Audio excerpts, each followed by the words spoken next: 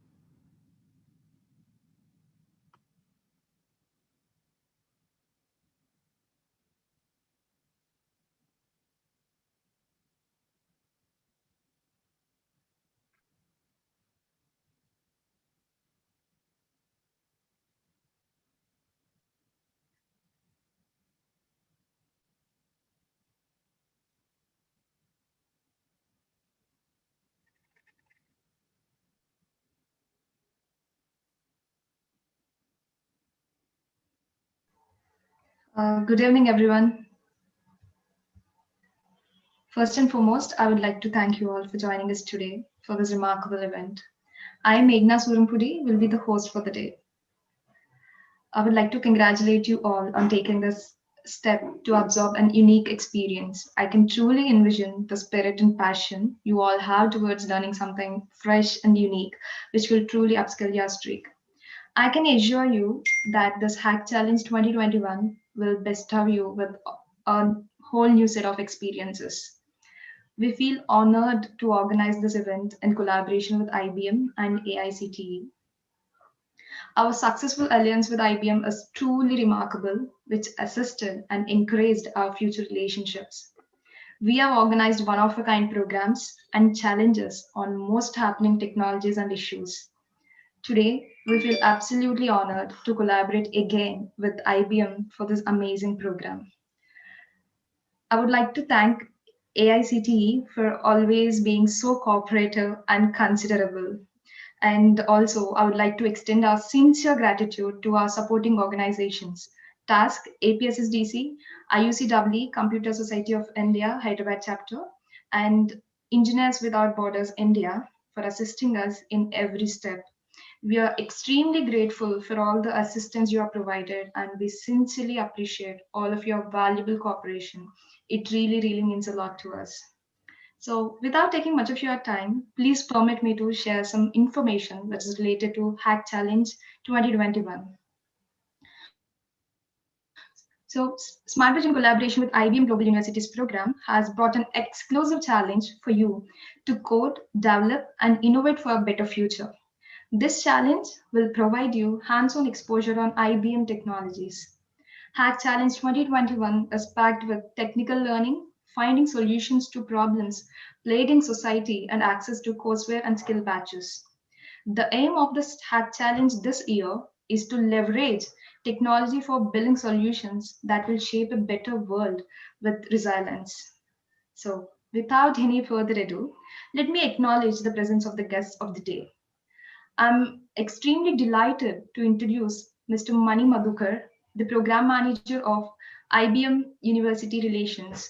Mr. Madhukar has 16 plus years of experience in IT with exposure to both industry and academia. Passionate about learning and sharing knowledge, his work areas include academic programming management, IBM cloud pre-sales, cloud application development, and many more. As a part of IBM, he has worked in various roles across different technologies, including cloud, blockchain, Internet of Things, data science, DevOps, and IBM Watson. He is also an expert on curriculum design and the part of many academic council and board of students. Uh, Mr. Madhukar, over to you. Yeah, hi, sure. Thank you. Thanks for this generous introduction. And it's a great honor to actually welcome you all to Hack Challenge version 2021, guys.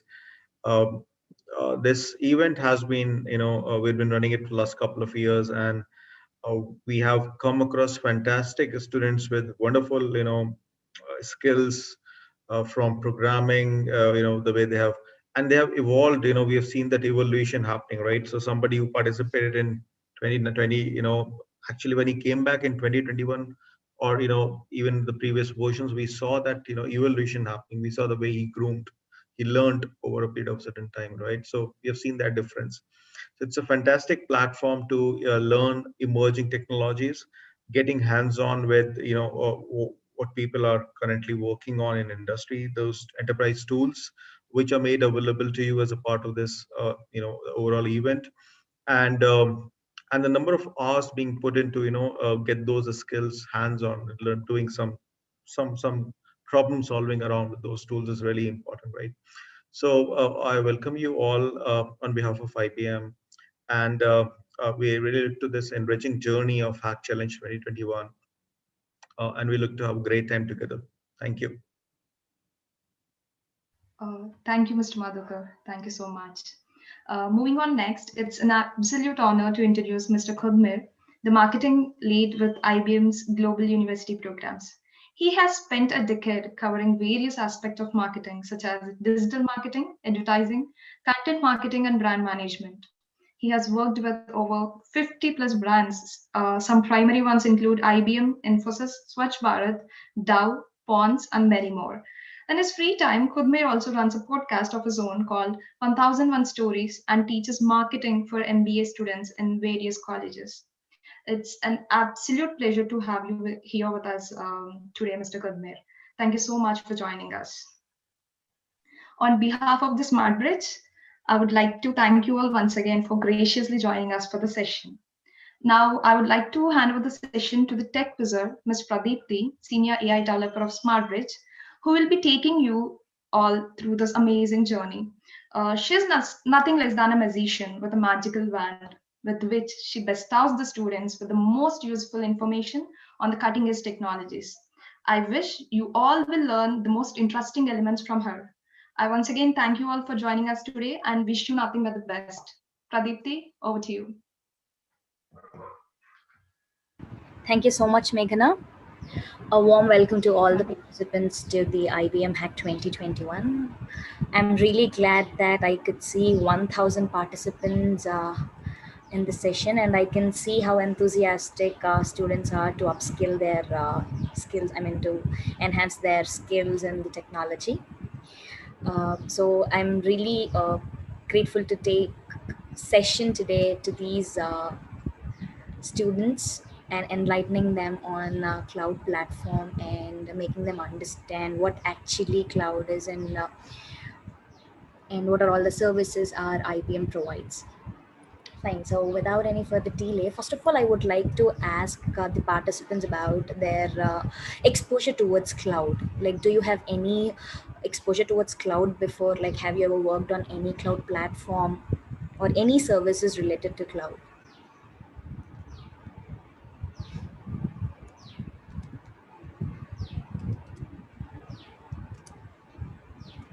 Hello, all. Am I audible? I hope I'm audible, right?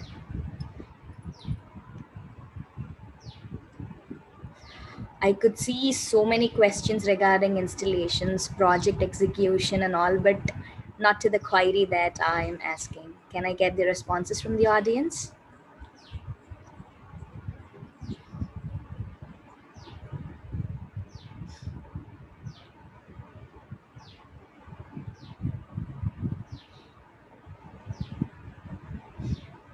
Okay, that's really good. Few of you have already have some knowledge on cloud platforms. All right. So I'll just take a basic introductory session regarding cloud computing and the services provided by the cloud providers. All right. So I want this introductory session from my previous sessions. All right. Thank you. Fine. In this, so I want this session to be an interactive one, all right? And it's not like a one-man show. I want you to answer my questions, ask any doubts. Do not hesitate anything to ask any sort of doubts, all right? So without any further delay, let's get started. Let me share the screen. Hope my screen is visible.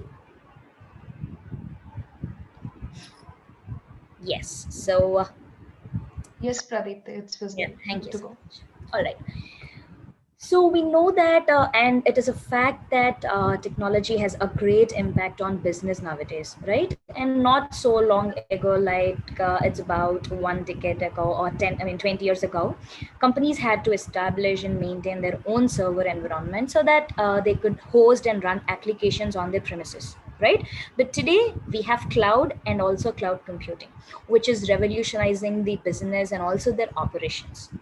So this cloud computing is everywhere and it is being used by everyone, from conversations taking place in the world of IT to the mere science being posted on Facebook. The term, the cloud, has managed to fuse itself into our daily lives. Despite of its popularity, cloud computing continues to be one of the most misunderstood phrases. All right, so this introductory session gives you a quick breakdown of sorry breakdown of the common cloud terminology to help you better understand how businesses or organizations are getting benefited with the help of these cloud services and all. So without any further delay, let's dive deep into the topics that I'm gonna discuss here today. We'll begin with why we need cloud, and then I'll talk about what actually cloud is and advantages of cloud over other options. And we're also going to talk about types of deployment models of cloud, and also different service models that are available in the cloud. And then I'll introduce you towards cognitive computing services of IBM. All right, and after that, after this introductory session, you will have a practical hands-on on creating a chatbot by using one of the services in IBM.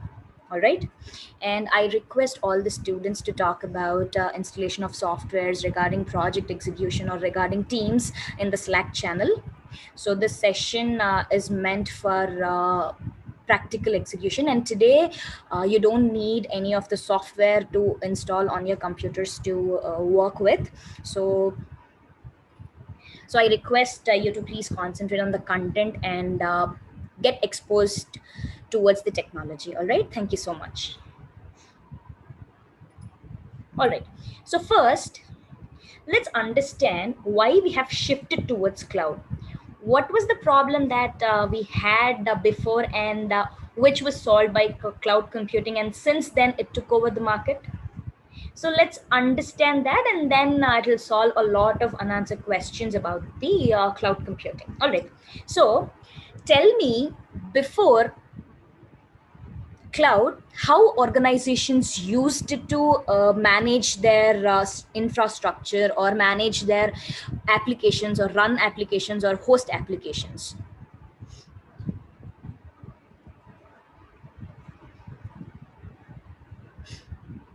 Yeah.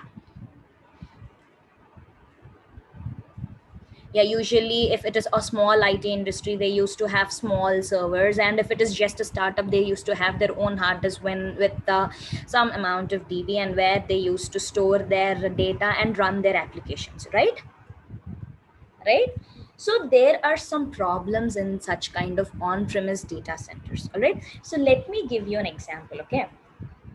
Let's suppose there is an owner of a business, and he wants to set up a data center. That means the or an IT infrastructure, you can consider, locally. Okay.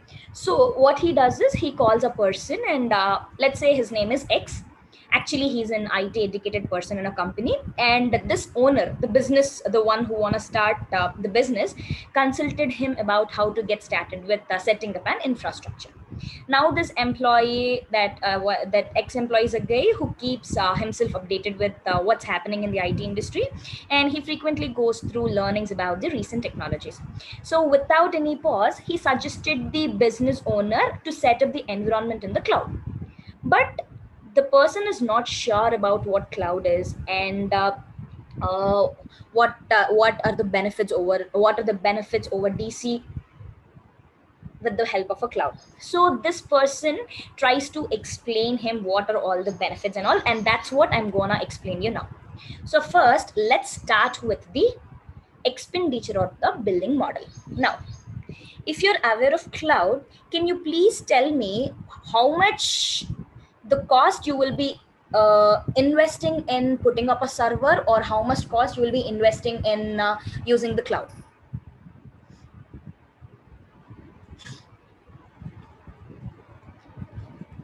Yeah, how much we use, that much we pay, right? So with the cloud, the billing model is pay as you go type. That means we pay less if we use less, and we pay more if we use more. On the other hand, in on-premises data centers, we cannot expect that. So we pay everything initially before we set up a data center, right? Like it's like upfront, and there is an additional operating cost, and it will never let us do dynamically scale. For example, if there is a huge traffic to your application that is hosted on premise, it's not very easy to upscale your infrastructure, but in the cloud it's easy to do. All right. So the cost is very much effective if you use cloud-based environment than the on-premise environment. The second one is space. All right. So if you want to set up any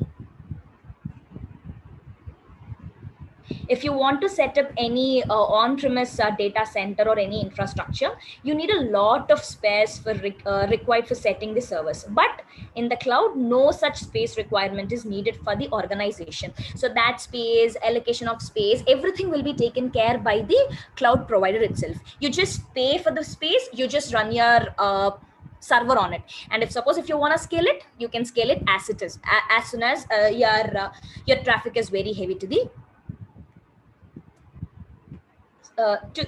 to the server, to the service that you have installed on. Now, then coming to the maintenance. For suppose if you have a hardware, then you are supposed to manage it.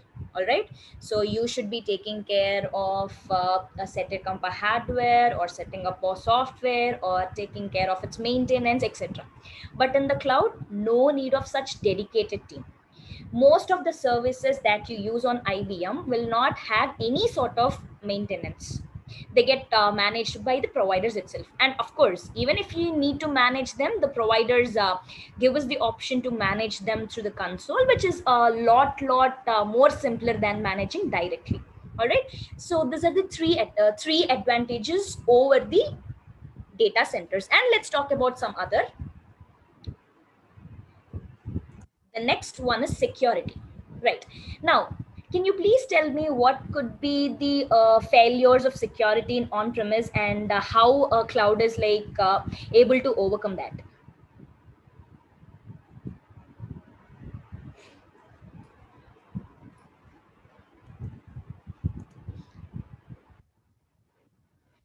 Okay, data leak on premises, data theft, firewalls. That's really good. That's good. So basically, that is a fact. Actually, uh,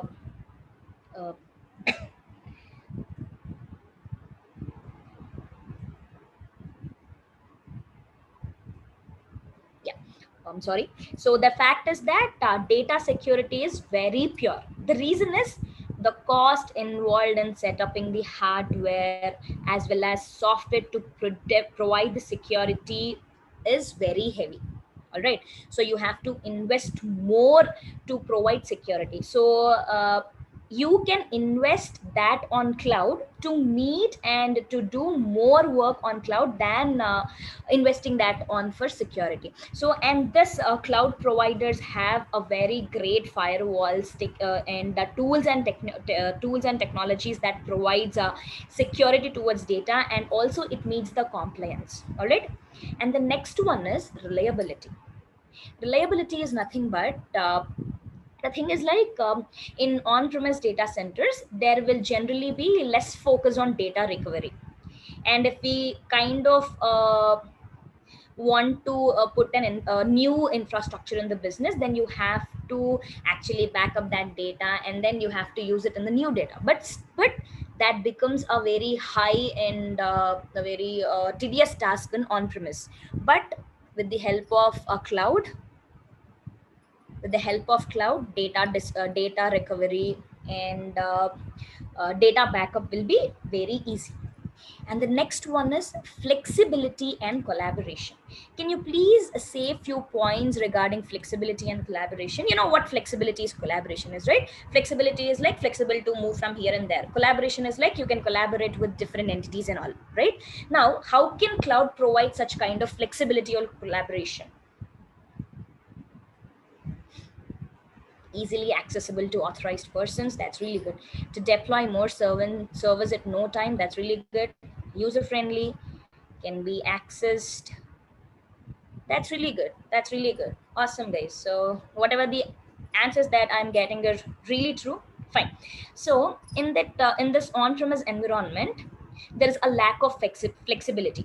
For suppose if I need to restructure my if you want to restructure my infrastructure for the new business needs, then it will be very tedious task for me. So it is not so friendly for such changes. But in the cloud, I can easily undo or tear down an environment and migrate it to the new environment in few button clicks. For suppose, let's take an application, have implemented. It's just a basic example I'm telling.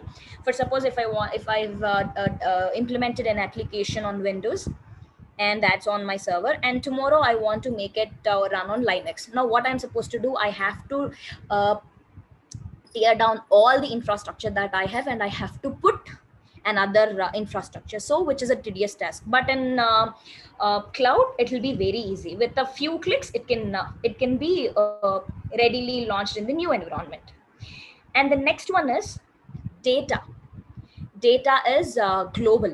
That means like on-premise data, the data is present in a DC, and even a valid user trying to access the data from outside the organization, it is a tough task. But as part of the cloud, as long as someone has the internet and has the valid access, it's just a few mouses click. I mean, it's just he just can access any sort of data from anywhere in the world, right?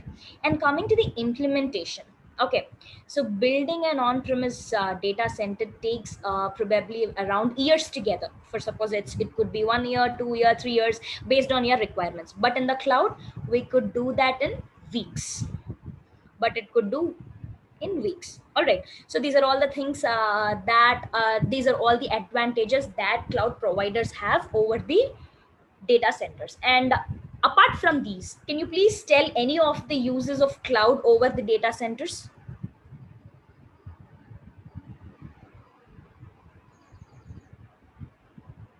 Apart from these.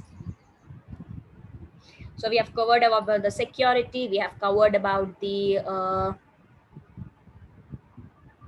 space, we have covered about the reliability, we have covered about the cost, we have covered a bit about the flexibility, that is migration. Yeah, and the next one, something that I missed, is computation. All right, that's really good. Computation, higher processing powers, performance will be very high. Of course, backup and all will come in reliability itself. All right, so performance is very high. And some of you are talking about machine learning, analysis, etc, etc, etc, right? So those are not considered as the advantages over the cloud, but those are considered as the services provided by the cloud. All right,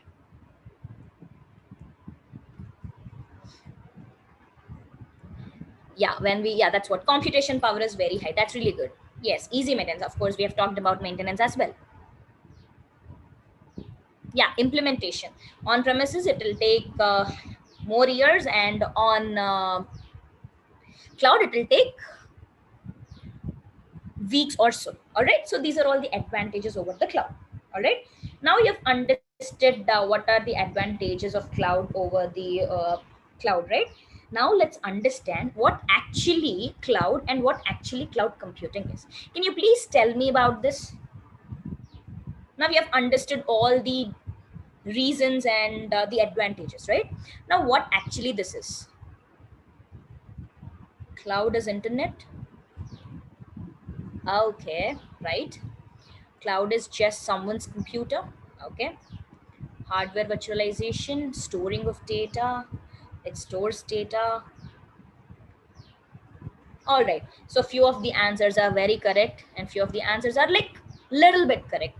Of course, there is a misperception that cloud is a environment or an entity where the data is stored in larger amounts. All right, but that's not the correct one. Basically, it actually delivered the computing services such as servers, storage, databases, networking, software, analytics, artificial intelligence components, and more over the cloud. That is through internet, and that too on pay as you go basis. Now you might think, what is this pay as you go basis? What are all this software, analytics, intelligence, etc.?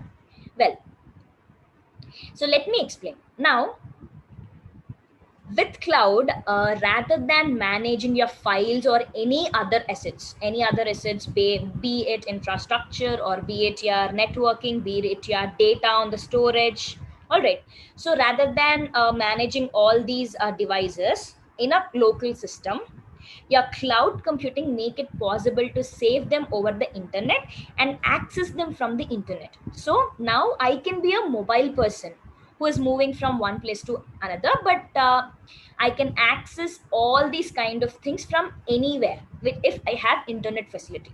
And for suppose if I want to give access to somebody else, again it's easy for me to give access to them as long as they have internet connection available with them, right?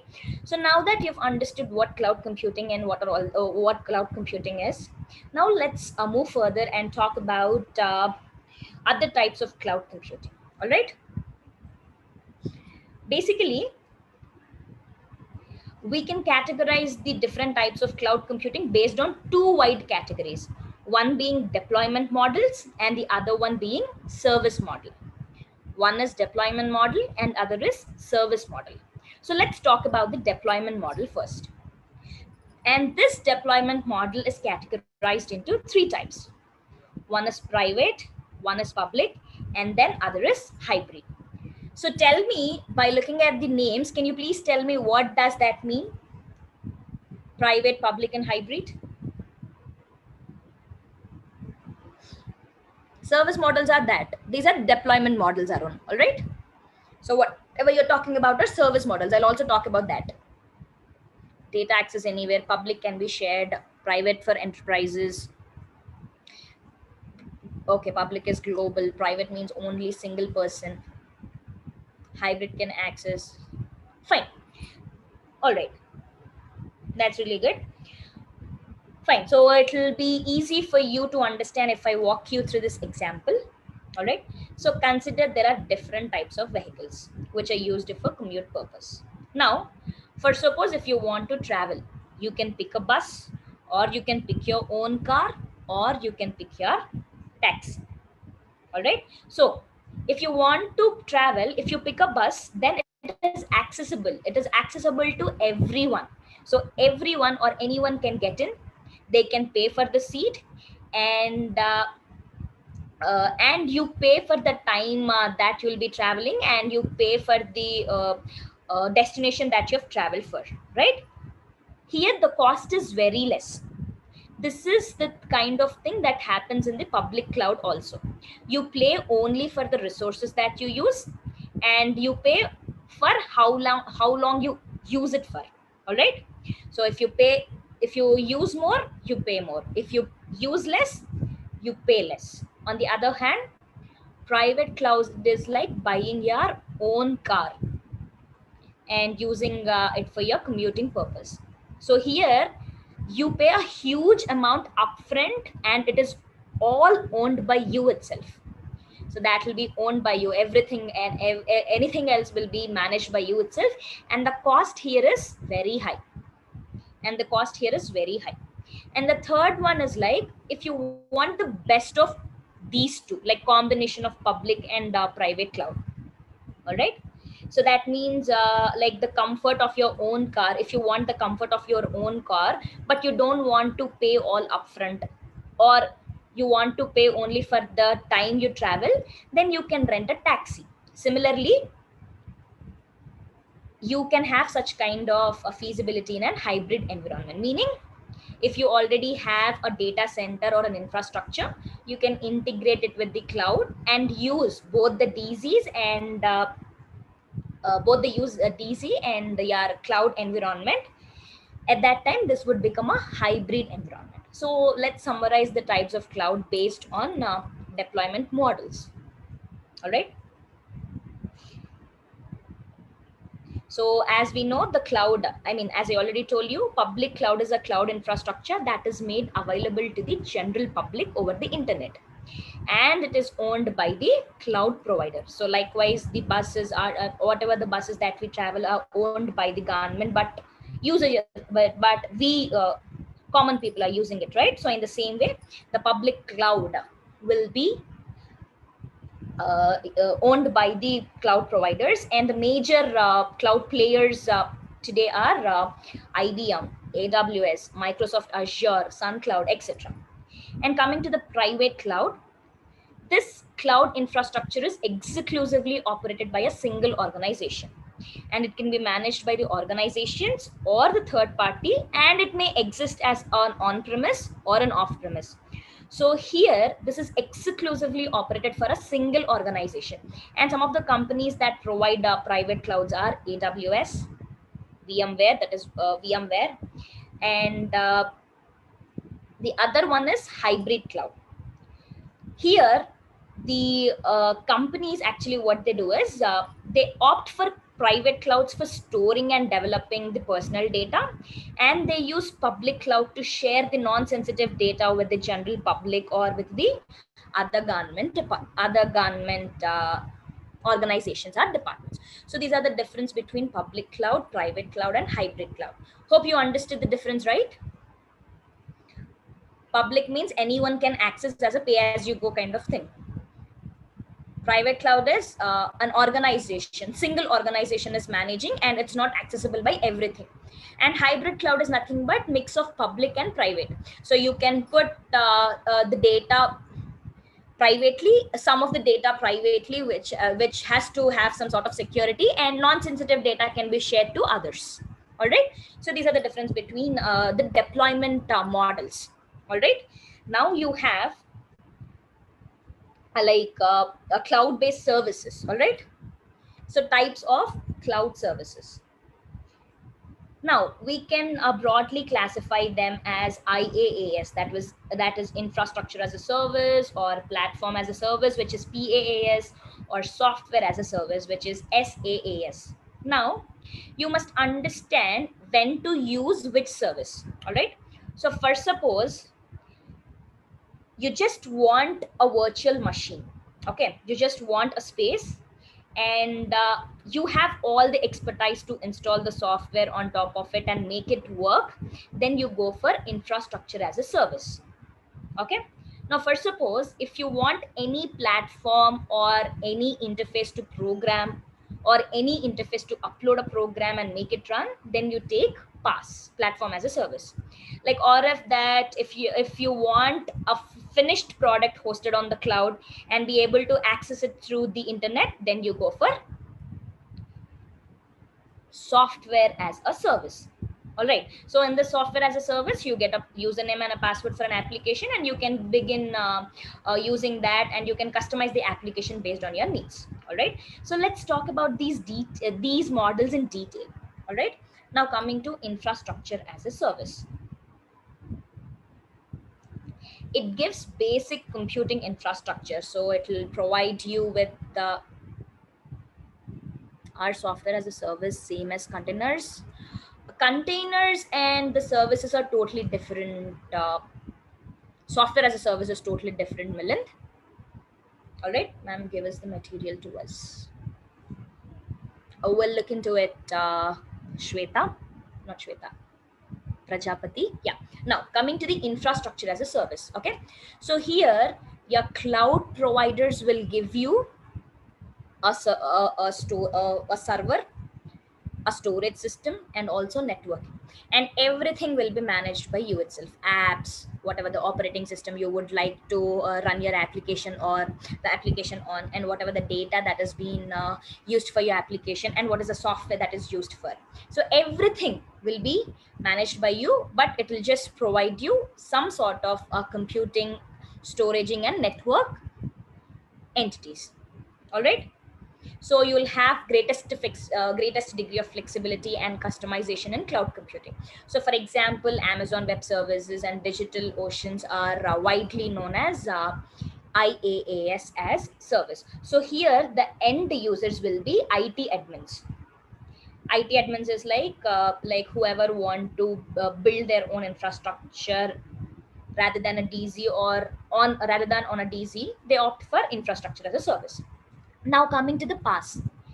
In PaaS, the cloud provider gives you the whole platform. So it will has its own software, it will has his own operating system, it will have his own operating system, it will have its own virtualization, it will have its own networking and all. But you are using that platform as a runtime environment for developing, testing, and managing applications. So it is a platform ready. You buy the platform, you deploy your code, and you start working on it. For example, have you ever used Google Colab? Have you ever used Google Colab? Like any online compilers, like which are provided by the cloud? Google Colab. We use it for machine learning model buildings or so. Yeah, Ripple it. Fine. Ripple it. It's also a Python. I mean, you have different kinds of software. So are you downloading any sort of operating system or any sort of software to use Google Colab or Ripple it? No. Everything is provided by them, but you are making use to test your code, run your code, and deploy your code. Am I right? Yes.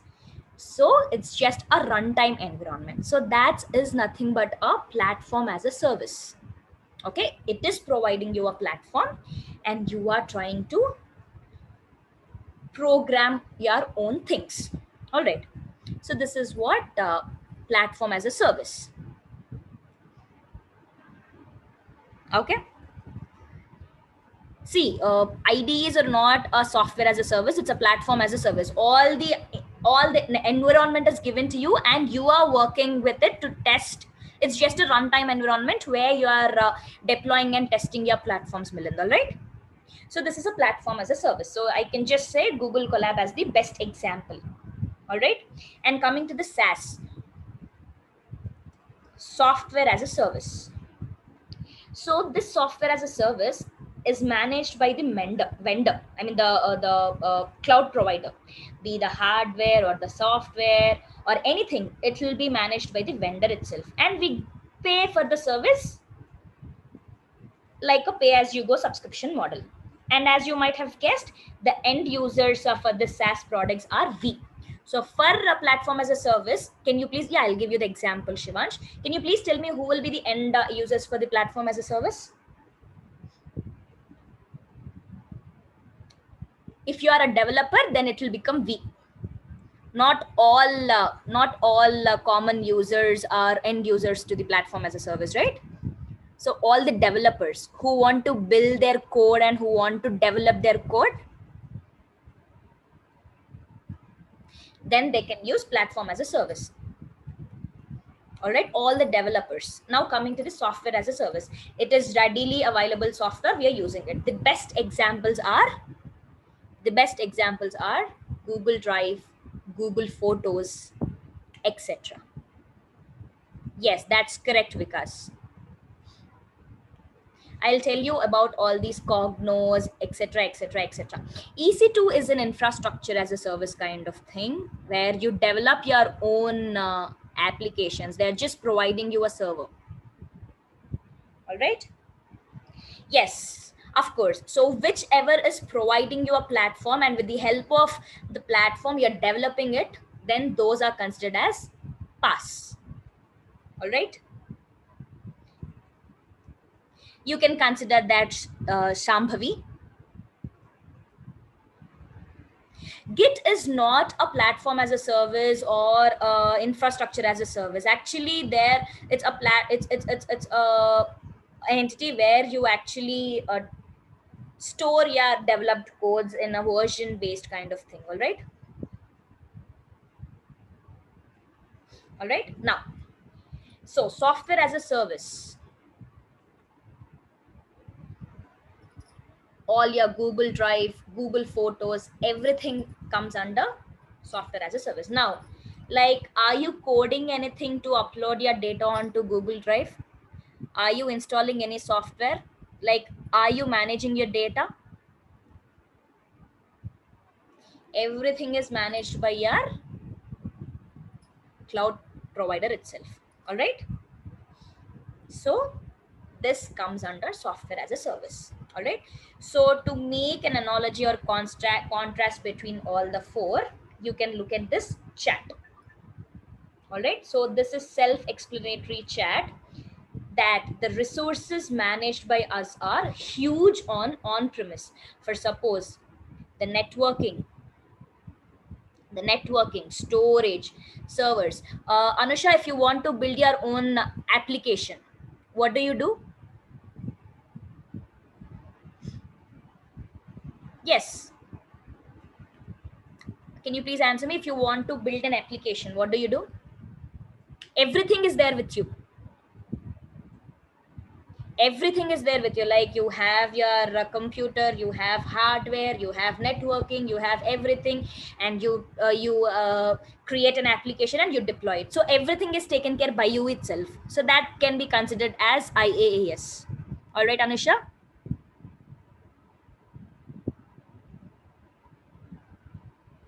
Yeah. So on premise, if suppose it is on premise, but I'm sorry, you have application data runtime, and you're using third party to create your application. All right. Right. Now coming to on premise, everything will be taken care by you itself, the organization itself. So the networking has to be taken care by the organization, storage, servers, virtualization, operating system, middleware, runtime, whatever the data, application, everything can be considered as the, everything that you manage can be considered as the on-premise. For suppose if it is infrastructure as a service, all right. So networking, storage, servers, virtualization, everything is provided by the cloud provider, but you are building your application, you are taking care of your data, You are running your own runtime, everything, middleware and operating system will be taken care by you. And coming to the pass. In this pass, everything will be provided by the company. Only the application that you create and the data that you have will be owned by you. And coming to SaaS, everything will be managed by them, but we just make use of them.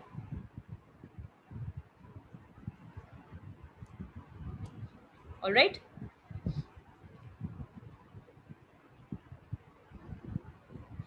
Backup as a service. See, for backup and all cannot come under service. Okay, service is an entity which you make use of it, and you try to develop your applications. Okay, any app that you use, Google Photos, Google Drive, OneDrive, all of them comes under SaaS, software as an infrastructure. All right.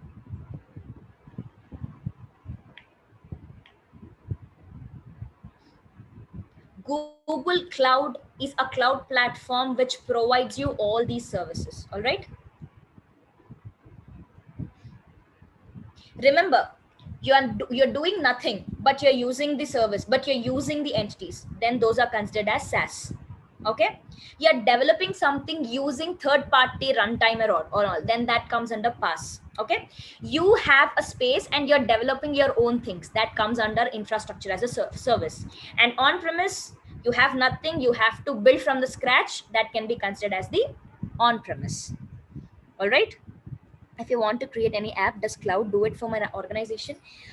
If you want to create an app, then you can use infrastructure as a service to develop your own app, because cloud will not provide a customized apps for you, right? And of course, if your app needs any of the service that is available on cloud, yes, you can use it. Again, I'm telling infrastructure on again I'm telling SaaS, software as a service. You are nothing, you are like not managing anything. Everything is managed by them itself. You're not taking care of your data, you're not taking care of security, you're not taking care of running the code, or you're not taking care of a deployment, but still you're using it. Then that can be considered as SaaS. Google Drive, Google Drive, Google Photos. All right, everything comes under SaaS. And coming to PaaS, platform as a service. Okay, cloud provider is giving you a platform and you are building your own applications. Then that comes under PaaS, platform as a service. That means you can see Google Colab.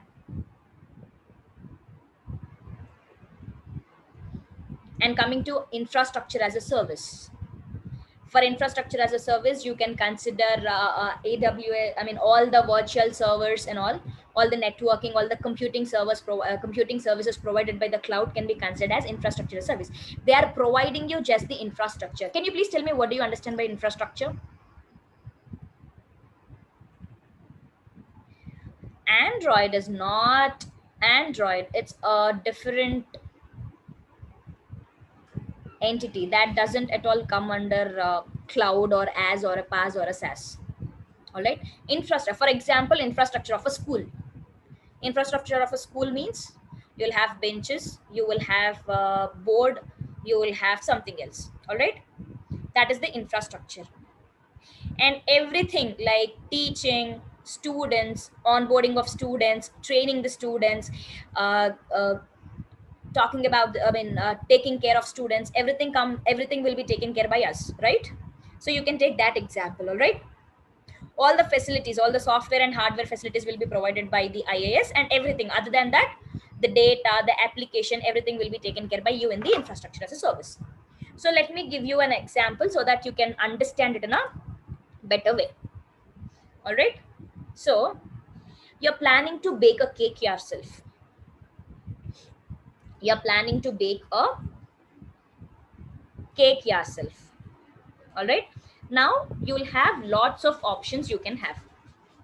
Now what you do is you can make all the ingredient yourself. So you can make your own dining table, you can make your own water, I mean you can create your own water, like dig in the well and taking the water. You can produce your own electricity, you can create your own oven, you can make your own cake pan, you get your own flour, you get your own sugar, you get your own butter, you get own your eggs, and you prepare the cake. That is like on premises. So you should manage everything. And coming to the other option, like you buy some other stuff given by others. So dining table, you buy it from the third party. Water and electricity are given provided by the government. Oven is also like you bought it from some other things. Cake pan also you bought it from other person. But you are just buying the ingredients, you're making this cake using the other entities. So here you can see these are the entities provided by the cloud, and these are the entities that you have, and you bake a cake. And coming to the pass is nothing but you just make a call to the restaurant and you bring it. You make I mean call to the restaurant and he'll bring it. So as soon as it reaches home, the thing that you have to do is you just arrange the dining table, you have to put the water, and you have to just have it. So in the past it's somewhat simpler. And coming to software as a service, instead of you ordering it, you go to the restaurant, pay for the cake, eat, and come back. So here you're not doing anything, everything is taken care by the restaurant itself. So with this example, I hope you understood what IAS is, PAS is, and SAS is, right? Right? Did you understand with this example? Yeah. Fine. So this is what all about your cloud deployment services and other deployment services. And this cloud not only so whatever the cloud environments that we have, be it AWS or anything, and most of IBM Cloud is a suite of all these computing services. So it offers both the platform as a service, infrastructure as a service, as well as software as a service. All right. So with IBM Cloud infrastructure as a service, organizations can deploy and access virtualized IT resources such as compute power, storage, as well as networking. So these are provided over the internet. So IBM Cloud provide infrastructure as a service services like compute, storage, as well as networking. And in the same way, with the help of IBM PAS, developer can make use of IBM services to create, manage, run, and deploy various types of applications for the public cloud. And we have so many services that will be provided by the IBM. So let me show you the catalog of IBM. If you see the catalog if you see the catalog of IBM,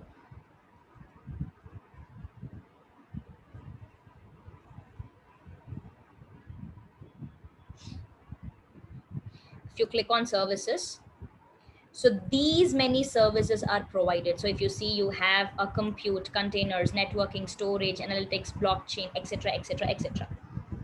All right, around 170 services have been provided by the cloud. So here some of the services are platform as a service, some of the services are infrastructure as a service, or some of the services are software as a service. All right, so here compute, you have compute, right? This compute offers various compute of resources, like including the servers, bare metal servers, virtual servers, and also serverless computing containers on which enterprises can host their workloads. And coming to the network and all, so network providers provides a cloud networking such as load balancer, a content delivery network, a virtual private network, firewalls, tunnels, etc.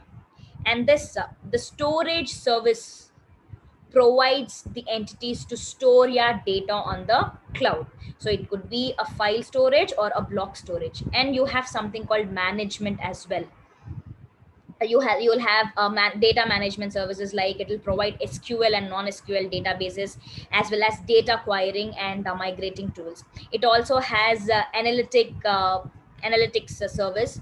So this offers data science tools such as Apache Spark, Apache Hadoop, and Watson IBM machine learning service, as well as analytics service for streaming the data. And also it has AI and ML machine learning services. So IBM uses Watson to deliver services such as natural language processing, not we have visual recognition before, but now we don't have visual recognition, text to speech services, and etc. And then it is also providing us Internet of Things platform. So this includes the IoT platform, which provides services that can have the feasibility to connect and manage your IoT devices, and also analyze the data they produce. And it also has mobile. Okay, it enables the development team to build and monitor mobile application and their back end components. It also has some sort of developer tools, like command line interface, as well as set of tools for continuous delivery, and continuous pipelines for applications and all. And it also provides blockchain service. So it is a software as a service. Basically, blockchain is a software as a service to develop apps, enforce governance, and monitor blockchain networks. So these, and it also providing security and all. So these are all the different kinds of services. So out of which I'll just talk about few AI and machine learning services. All right. So here, Watson Assistant. You have a service called Watson Assistant service.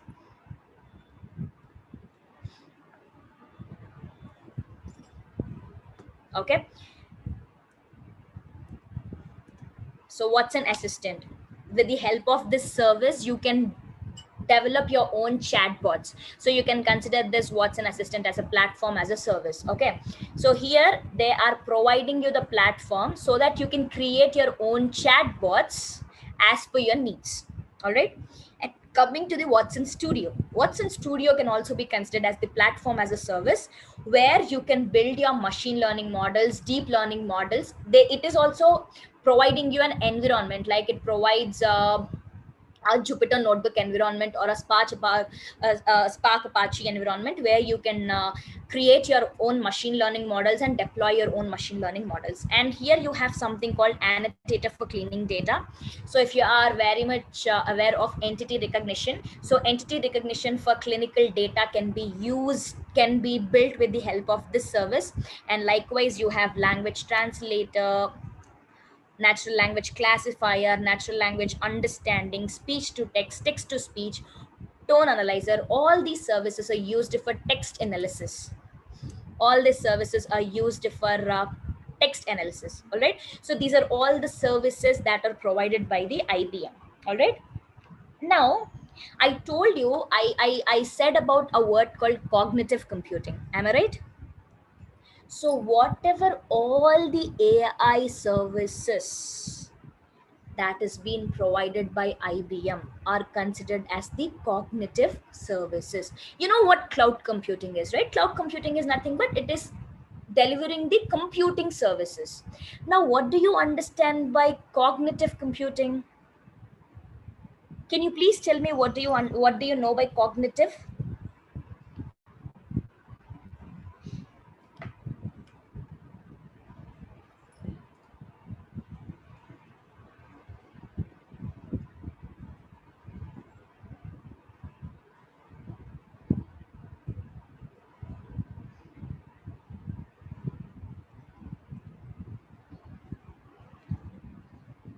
Thought process related. Okay.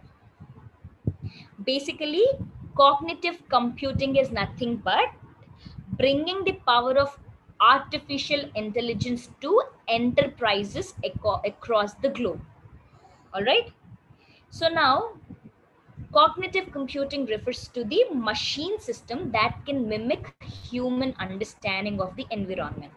Okay. So whatever the cognitive abilities that a human has, whatever the cognitive abilities that a human has, such kind of abilities can be shown by a machine. All right, so such kind of services will be given by our IBM. Such kind of services like this natural language understanding, speech to text, text to speech, all these are cognitive services itself. So this service is able to understand your natural language. Can a machine understand a natural language? No, it cannot, but a human can understand it. All right, of course intuition can also come under the cognitive computing skill. All right. Yes, so neural networks, all those are also used for creating these AI applications. But whenever you are delivering such kind of cognitive skills on cloud as a service, then you consider that as a cognitive computing. So originally, this IBM Watson has a supercomputer that combined artificial intelligence and also sophisticated analytical software for optimal performance as a question answering machine. And that is featured, and it is that is famously featured as a geopad.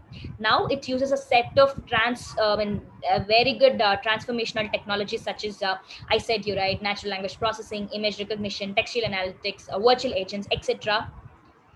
All right, so all these services leverages deep content analysis and evidence based reasoning. So combining with massive probabilistic processing techniques, Watson is improving the decision making skills by reducing the cost and also optimizing the outcomes. So there are so many companies who are using these cognitive abilities of IBM, and today in these sessions you will make use of such cognitive services to build your own applications. All right,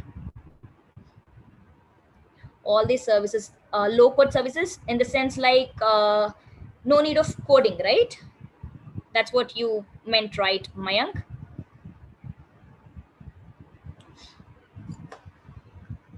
Yes. So none of this service need any sort of code. Of course, if you want to access this service, you might need some part of coding. All right, some part of coding, but not like you might not be an expert in coding. Okay, so today we'll get started with the platform as a service, which is chatbot with the help of Watson Assistant. So I'll hand over this session to Tulasi. Hope everything related to cloud is like you understood everything related to the cloud, right? So SaaS, PaaS, IaaS, like yes, these are all free services.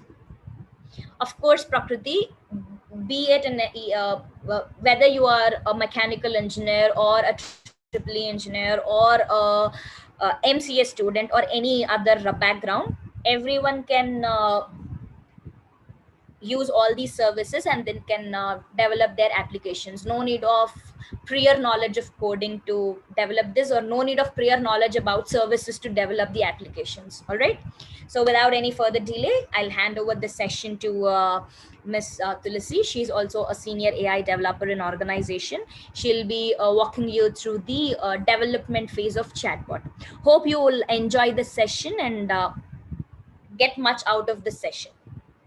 Actually this session is live on YouTube.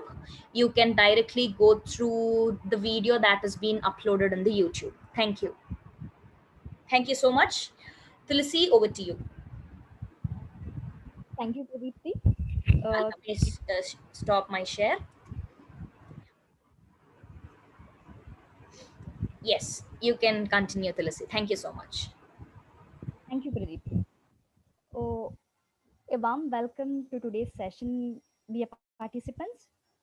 Okay, so now that you have got a brief understanding of what are all the services provided by IBM, let us make use of one of the IBM service, that is Watson Assistant, and build a chatbot.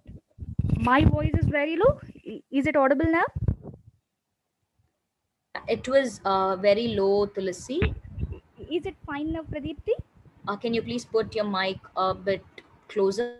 Okay, sure.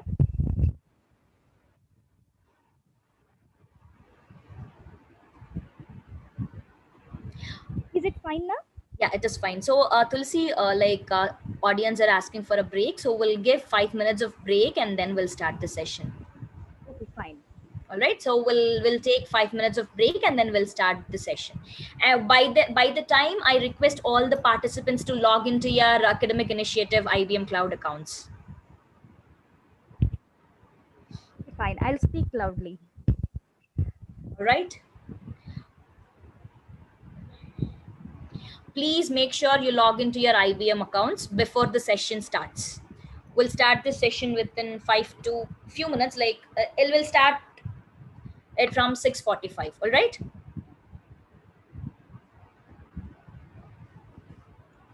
Yeah, we'll send the link to login. Let me just send it.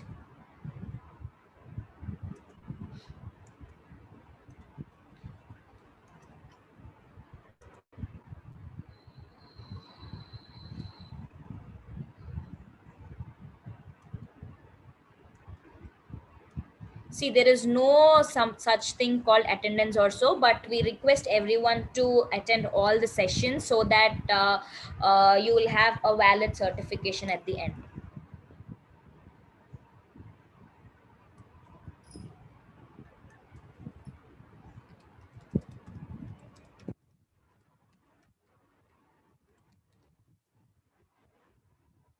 cloud.ibm.com/login. cloud.ibm.com/login.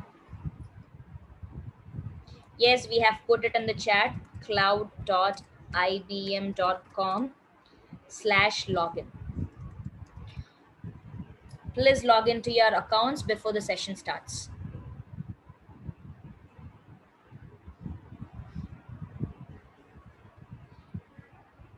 Yes, of course, it's compulsory to log in to start with building a chatbot. Yeah. Please do it. We'll resume the session in 2 minutes.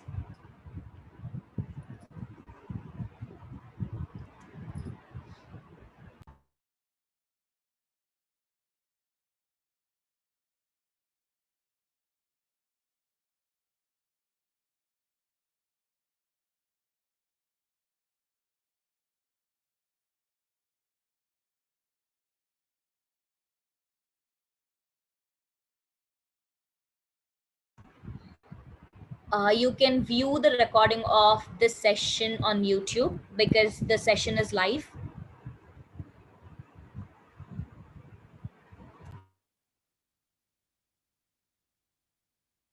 No need of any software that is to be downloaded for this session, just an account in IBM.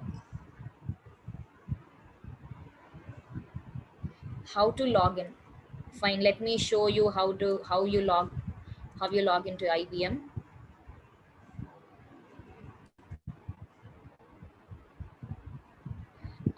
I'm sharing my screen, so please excuse me. So go to cloud.ibm.com.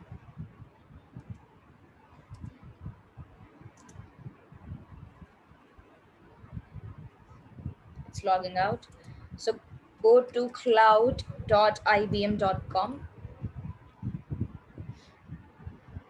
Now, here you are supposed to give your IBM ID. It could be your institutional ID or the Smart Intents ID that we have provided. Please log into that. Please enter that ID.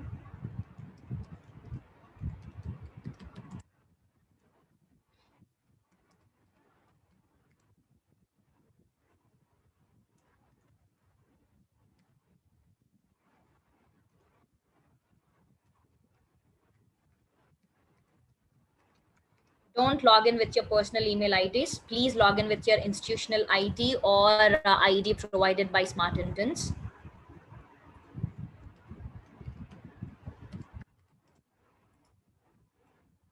If you haven't received Smart Intents ID, that means you'll have your institutional ID. Please put it. So whichever the account that you've used to create academic initiatives. So you have created academic initiative accounts, right?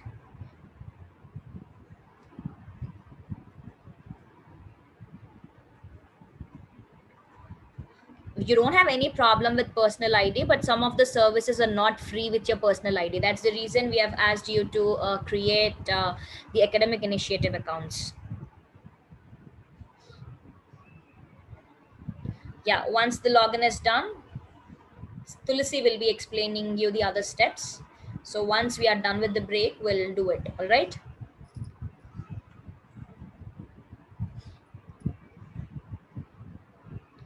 So this is how your IBM Cloud looks like. Like if you want to do it later by looking at the video, yes, you can.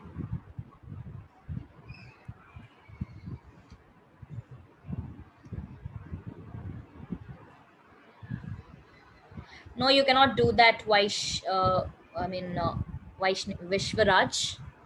Please do not use the same email ID in different account. I mean, to open in different systems.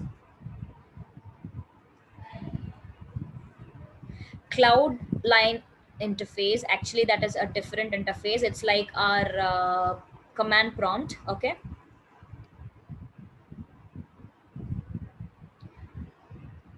You will have an IBM ID. IBM ID is nothing but your academic initiative account ID or your institutional ID or the Smart Intents ID that we have provided.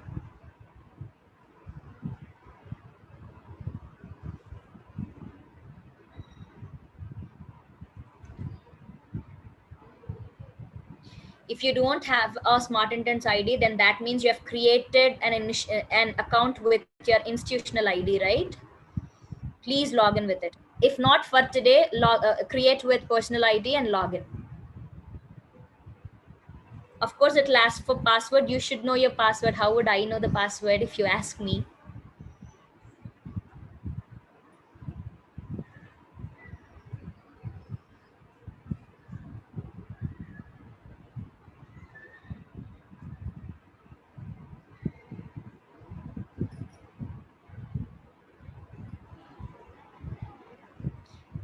For today, if you're getting any sort of errors with your institutional IDs, please log in with your personal ID for today.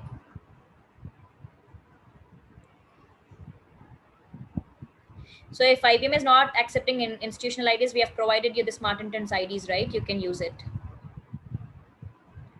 For now, you can create it, Prasad. But later on, you must use academic initiative accounts itself. And let's start with the session. Yeah, Tulsi, over to you.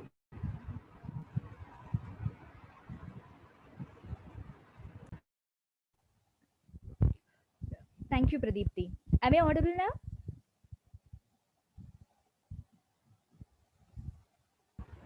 Yes, Tulsi, you're audible. So now that you have got a brief understanding of what are all the services provided by IBM Cloud, let us make use of one of the IBM service, that is Watson Assistant, and build a chatbot. Is it really very low? I'm speaking loudly. Pradipti, can you please confirm? Is it really very low?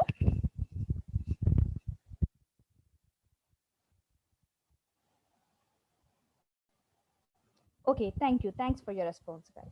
So, let us build a chatbot today. Before going to build a chatbot, let us first understand what a chatbot is. What is a chatbot? Guys, please respond. What is a chatbot? It's not audible.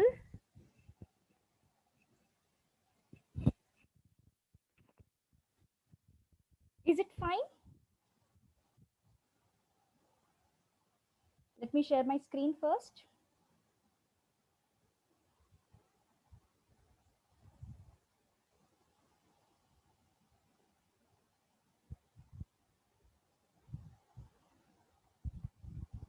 Bit louder, okay.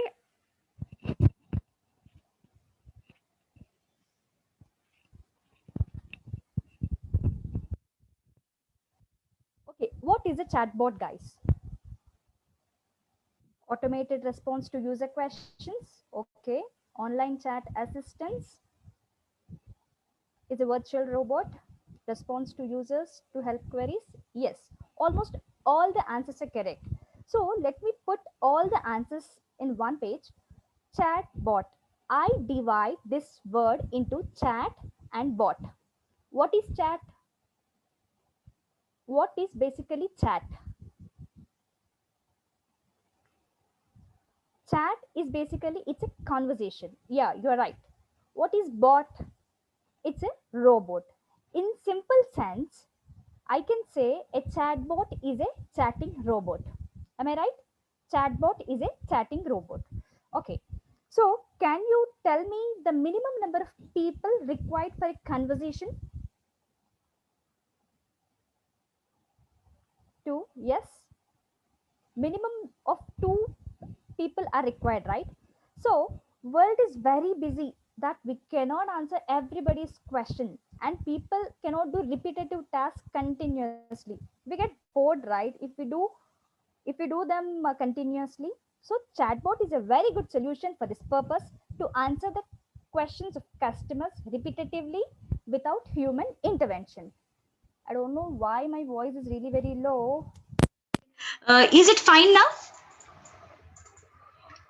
Guys, can you please tell me, is it fine now?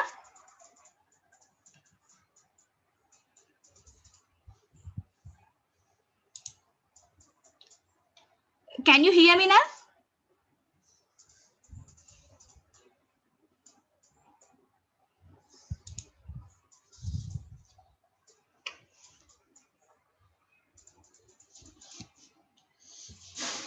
Okay. So chatbot is a very good solution. Is my voice clear? Are you able to understand? Thank you guys. Thanks for your response. Okay. So what I say is, there is a robot which is sitting at the other end of conversation and answering our questions or queries. That is basically a chatbot. Understood? Can you tell me, like, why we have shifted to chatbots?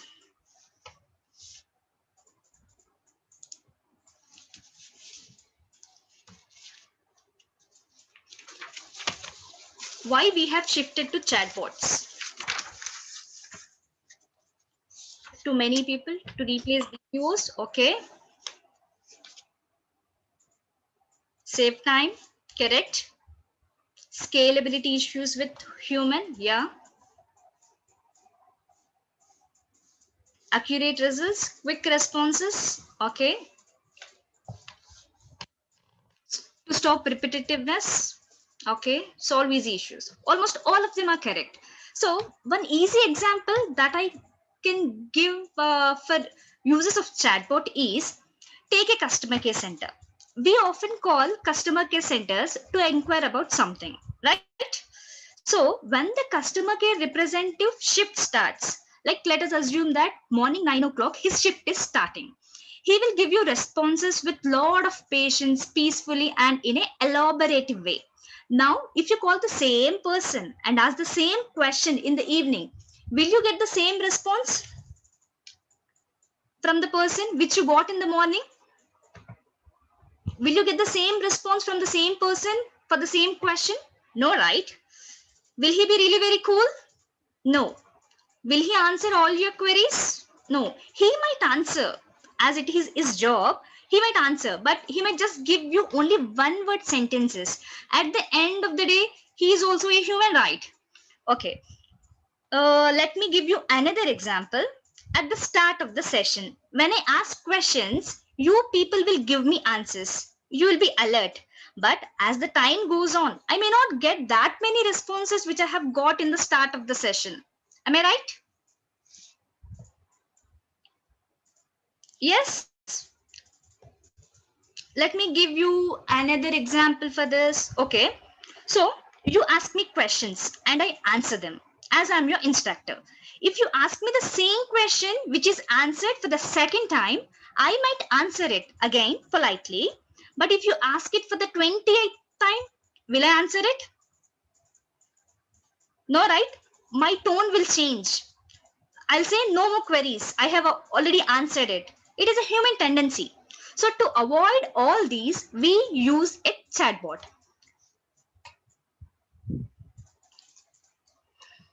This is basically agenda of today.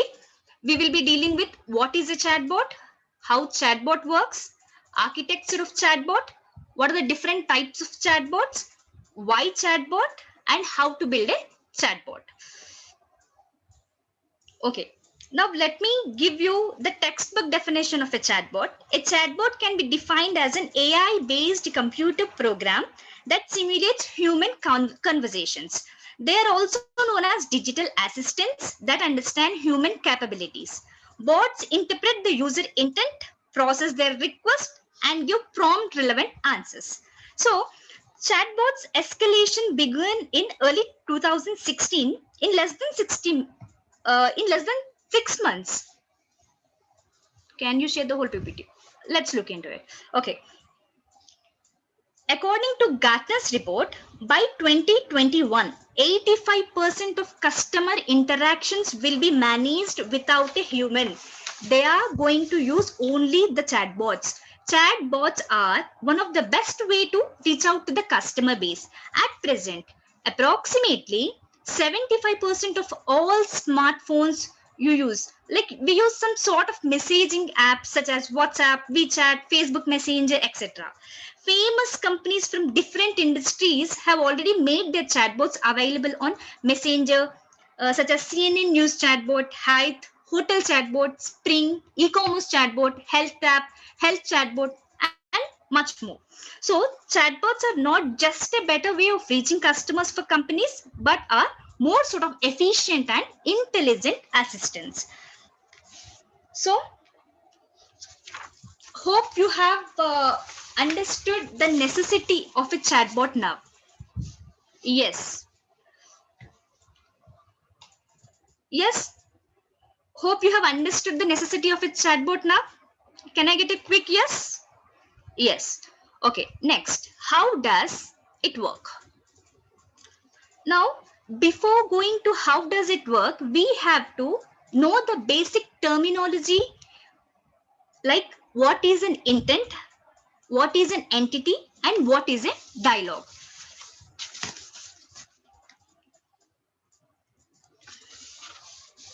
Hope you people can see my notepad. Yes? Can I get a quick yes if you people can see my notepad? Yes. Thank you. Thanks for your responses, guys. So, intent.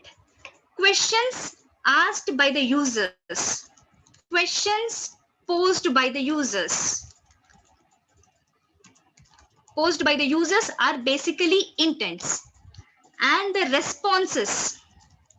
And the responses to the questions posed by the users. This is response from bot. Are basically dialogues. And entities. Entities are basically values that should be detected from intent.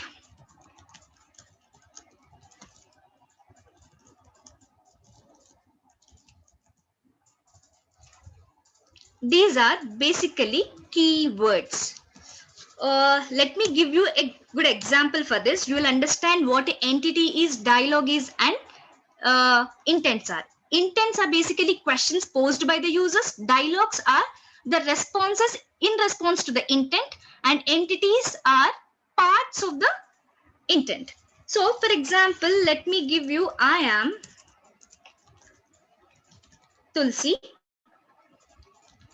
I live in Andhra Pradesh. I speak.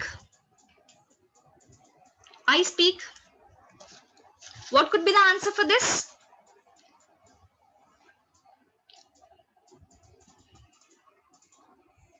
English, okay. Telugu, okay.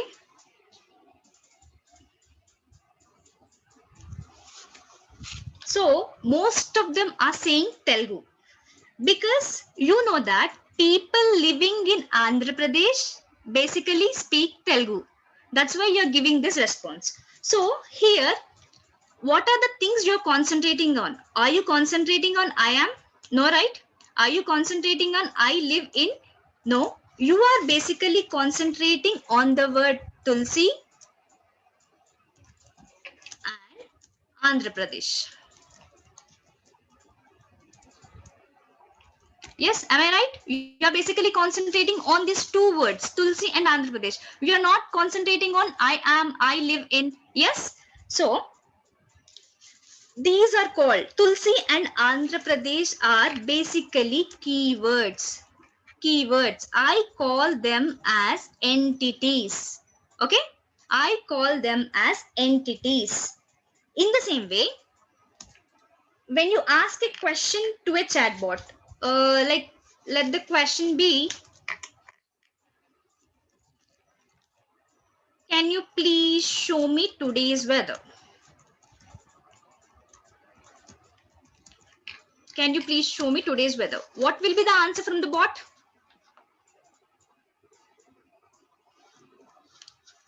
I am asking the bot a question. Can you please show me today's weather? What could be the answer from the bot? This question is posed by the user. The bot will consider. So what are the entities which the bot will consider in this question? The question posed by the user is basically called intent. This is my intent. So can you people tell me what are the entities present in it? What are the entities? Today, weather, yeah, correct.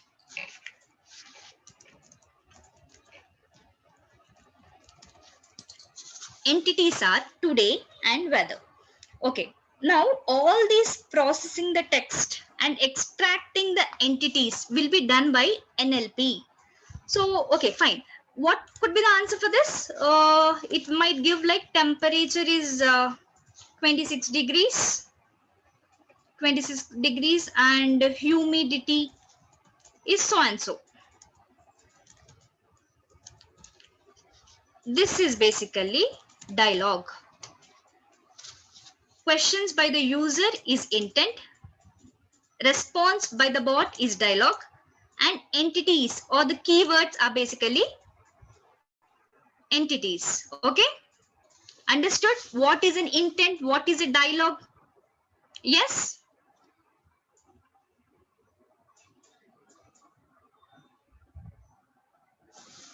Okay. Thank you. So,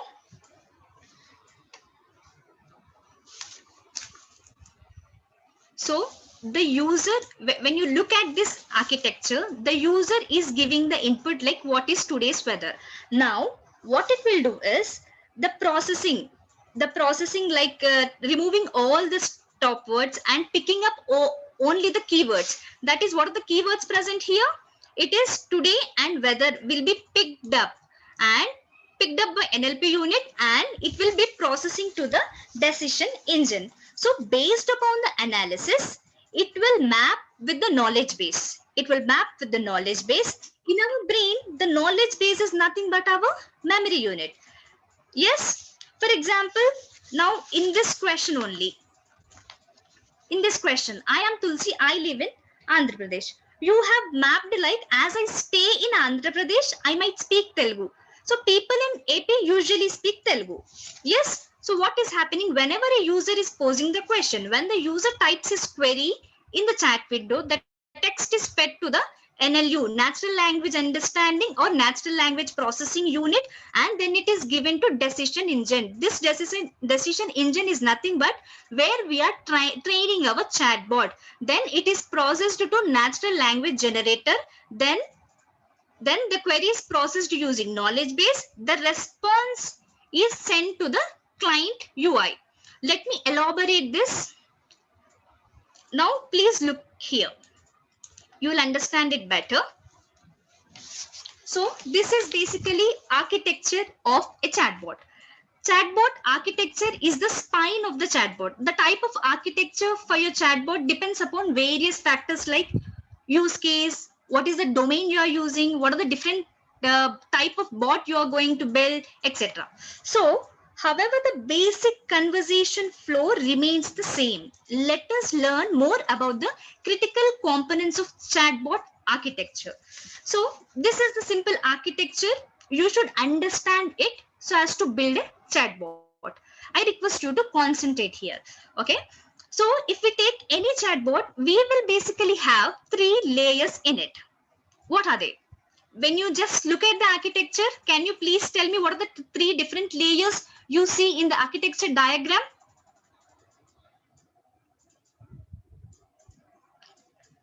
Yes, presentation layer.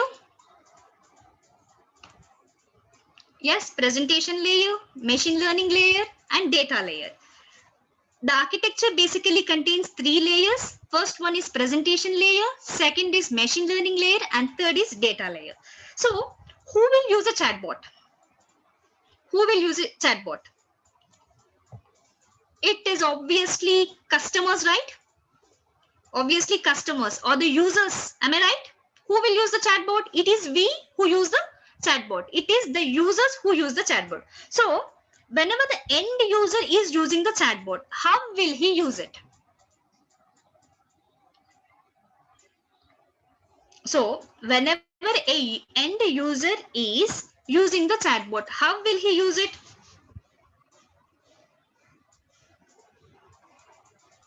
He will use it in web application or mobile application on his device, right? He will be using the chatbot on a web application or a mobile application. Am I right? Yes or no?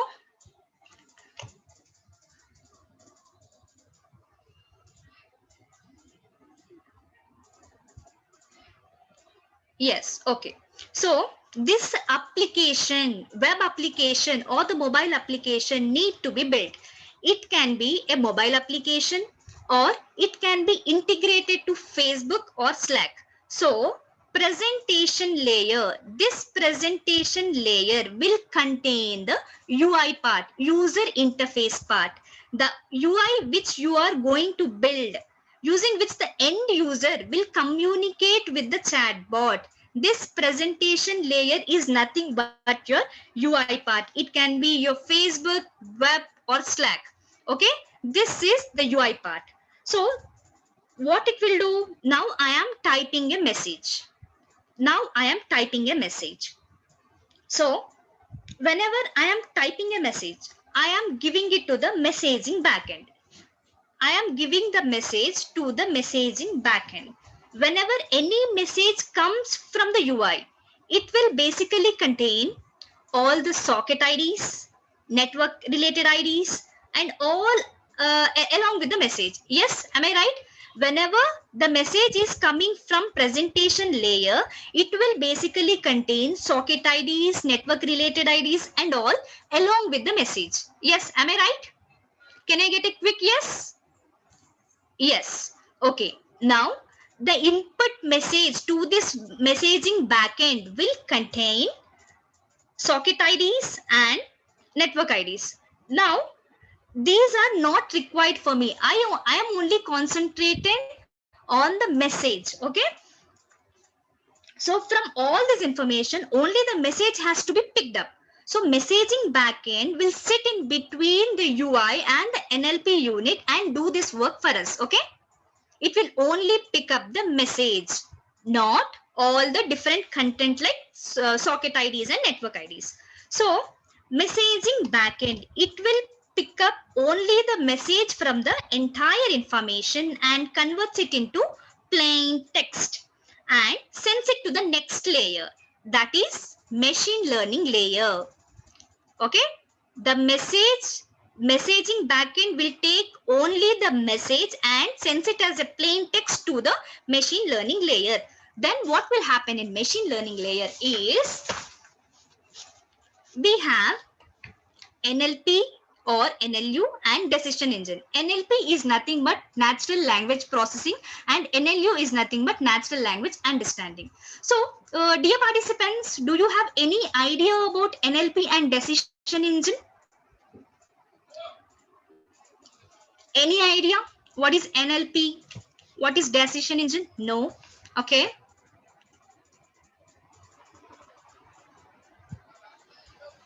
Okay. Natural language processing and natural language understanding. So what happens in this NLP unit? What happens in this NLP unit? Now let us take example like I am Tulsi. Okay. My example is my name is Tulsi. Okay. I'm taking my name is Tulsi. What is the important in this message? What is important in this message? My name is Tulsi.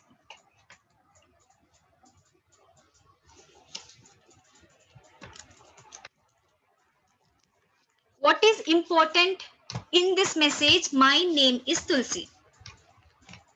Can you people please respond?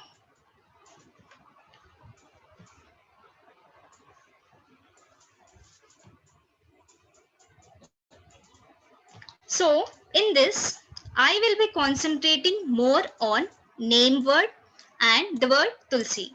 My and is are of least important.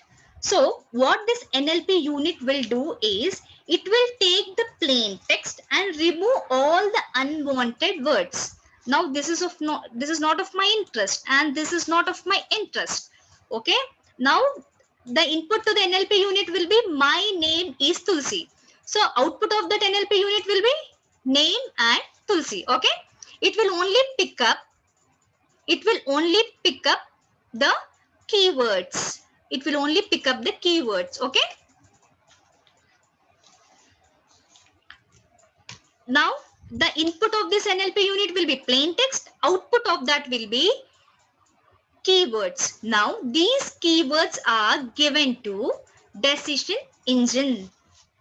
What will this decision engine do? This decision engine will make necessary decisions like what the output should be, how to take the decision, and what should be the output. That will be trained by us while we are building the bot. Understand? Decision engine will make decisions based upon how we train the bot. This is the part which we are going to do. Okay. Now the information is then passed to data layer.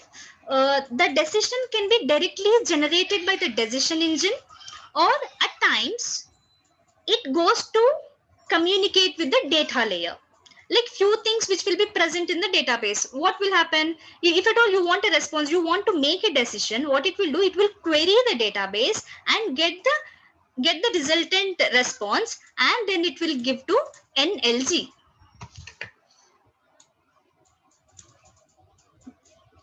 So let me make it clear. For example, I have given a message like hi. So this decision engine is familiar with that hi message. So what it will do is, it will directly gives response as hi. So for this hi message, it need not go to this data layer and query the database and fetch the output and then give to NLG. Okay. So some simple messages can be directly passed to NLG.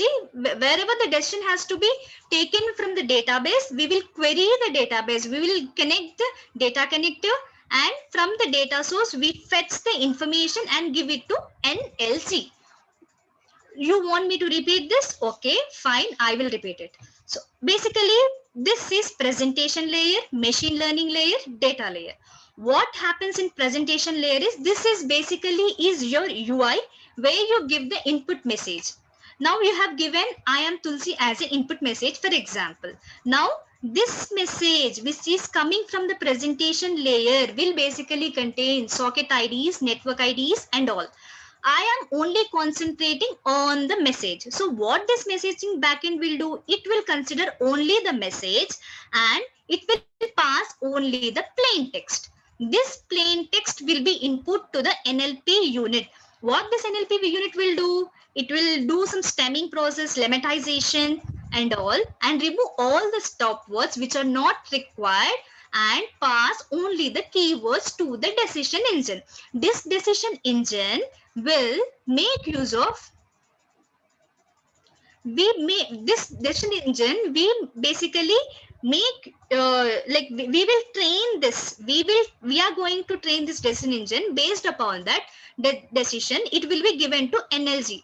Whatever the format the decision engine gives, now NLG will take the decision from the decision engine, whichever format it is giving, and it converts into natural language which is basically understand by the user, and pass it as a plain text to the messaging backend.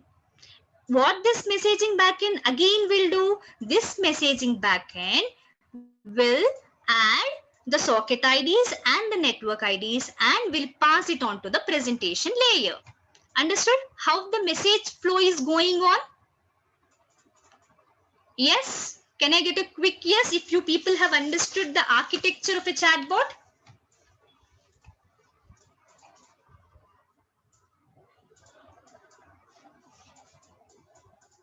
Anyone who want me to repeat this? Am I clear, all of you? Can I continue?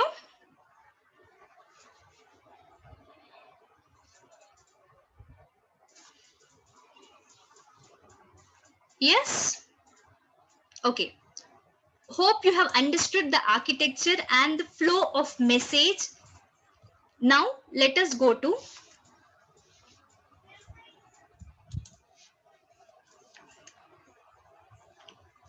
types of chatbot. So on the basis of programming, chatbots are basically divided into two types. That is scripted chatbot and a self-learning chatbot. What are these scripted chatbots? Scripted chatbots are those that work on pre-written keywords in a conversation flow. So whenever a user types a query, chatbot responds to it with a predefined script stored in its library.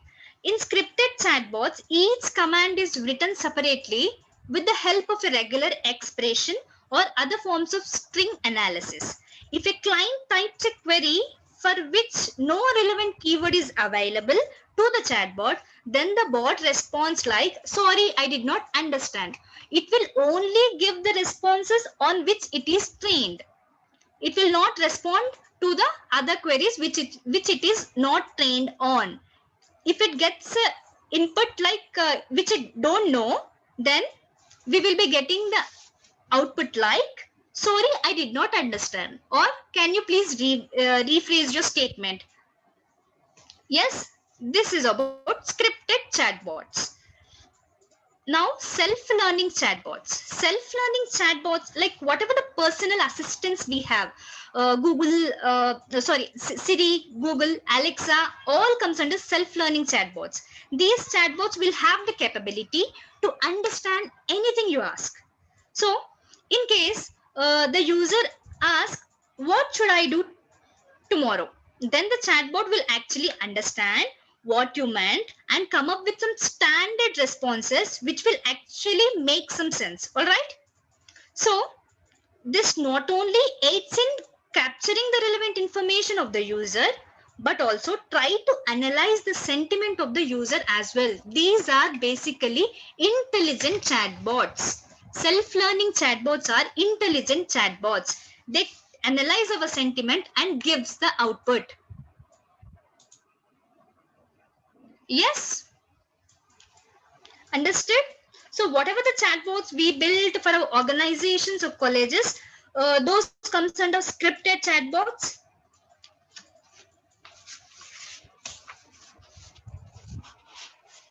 Yes, you are right. So now why do we need chatbots? Why do we need chatbots? Any answers, guys? Why do we need chatbot? We are basically going to do scripted chatbot, reduce human effort. It is reliable, okay. Automate responses, absolutely right. For quick responses, you're right.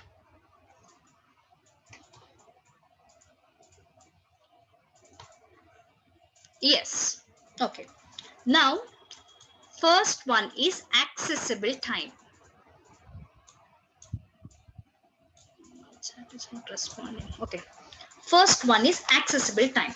Now, I'm sure most of us are always kept on hold while we connect to the operator, be it a telecom operator or network operator, anyone, or be it any other customer service centers. So what they first will ask us, they will ask us to press some keys and ask us to hold on the line. Our customer executive will get in touch with you Yes, after some time again, it will say that our customer executive is busy at the moment. Please stay for few seconds. Yes, am I right? Will you get these sort of responses when you call to a customer service? Yes, right? Okay. So, on an average, we say a customer waits for more than 7 minutes until they are assigned to a person. So, if you replace that with a chatbot, it will be accessible anytime. So, no need of you being put on hold for getting your answers, your queries answered. Am I right? It will be available for you people 24/7. Now the second thing is handling capacity. So unlike humans, humans can communicate with one human at a time. If I'm calling some so and so person, then another person is also calling me at the same time, then what will be the response I give? Like, I am talking to someone else, my call will be on engage. Am I right? So suppose if I have a chatbot in place of this, let us take the example of Amazon only. Like, I would like to talk about my orders. You can talk to the chatbot. X person can also talk to the chatbot about some different questions. Y person Y person can also do the same thing. Z person can also do the same thing. All these queries answered by the chatbot for the different questions at a time. So I say it can handle many queries at a time. Okay? Yes, am I right?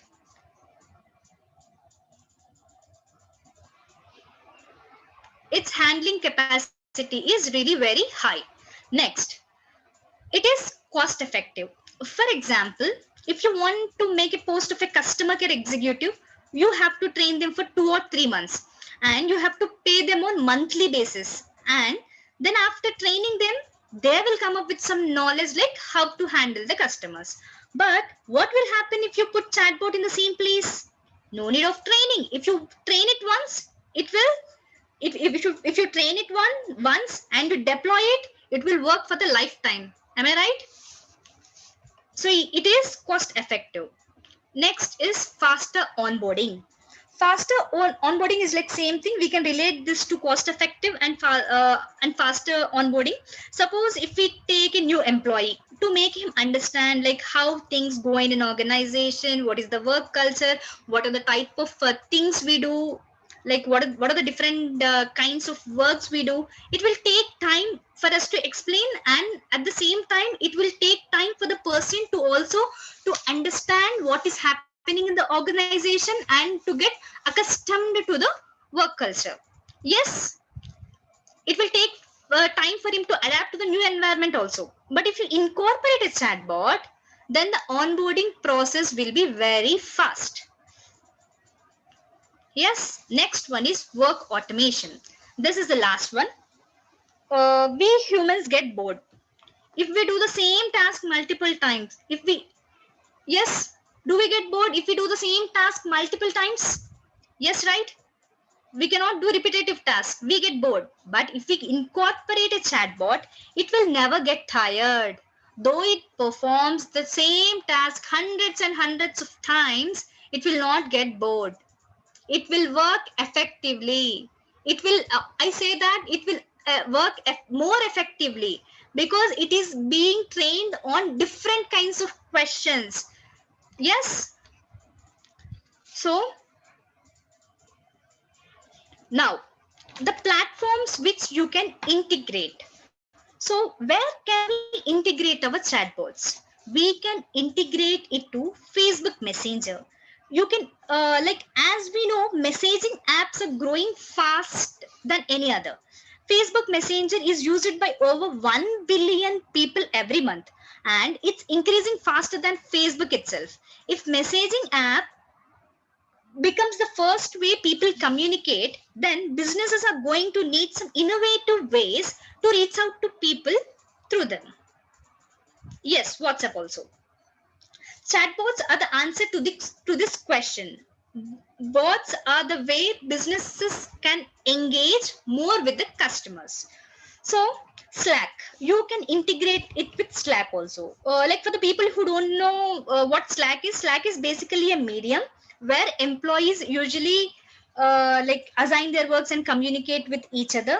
Slack is basically a messaging app for business that connects people to the information they need by bringing people together to work as one unified team. Slack transforms the way organizations communicate. Then you can integrate it with websites also. You know, sorry, chatbots aren't that smarter yet that they can train themselves. Yes, they cannot train themselves. It is we who have to train them. Like times are not far when people will ask, will talk to business through chatbots just as good as or better than using the website. And like it is better to use a chatbot instead of using a website or a mobile application. Like, why may people prefer chatbots?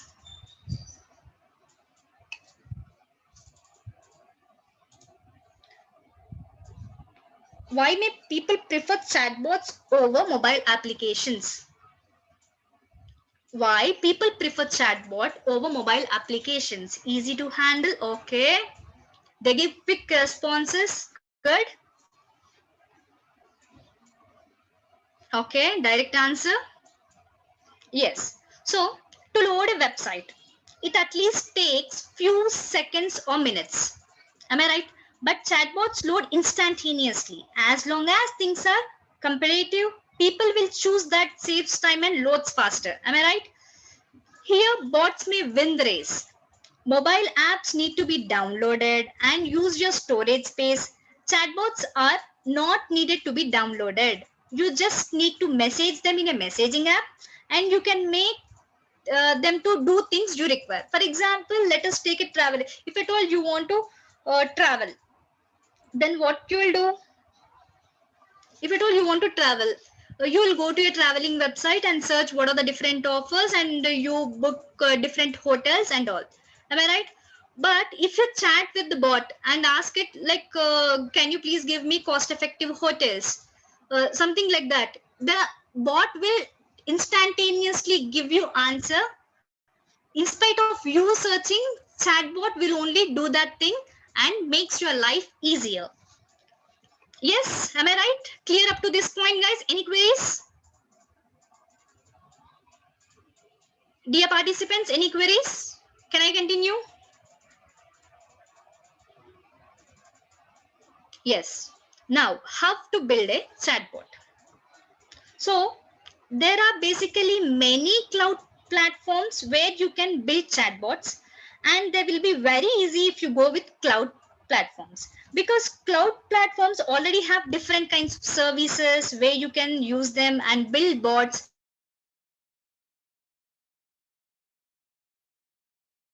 Platforms will also give you freedom to build, manage, and deploy your applications on a global network. So these are the advantages.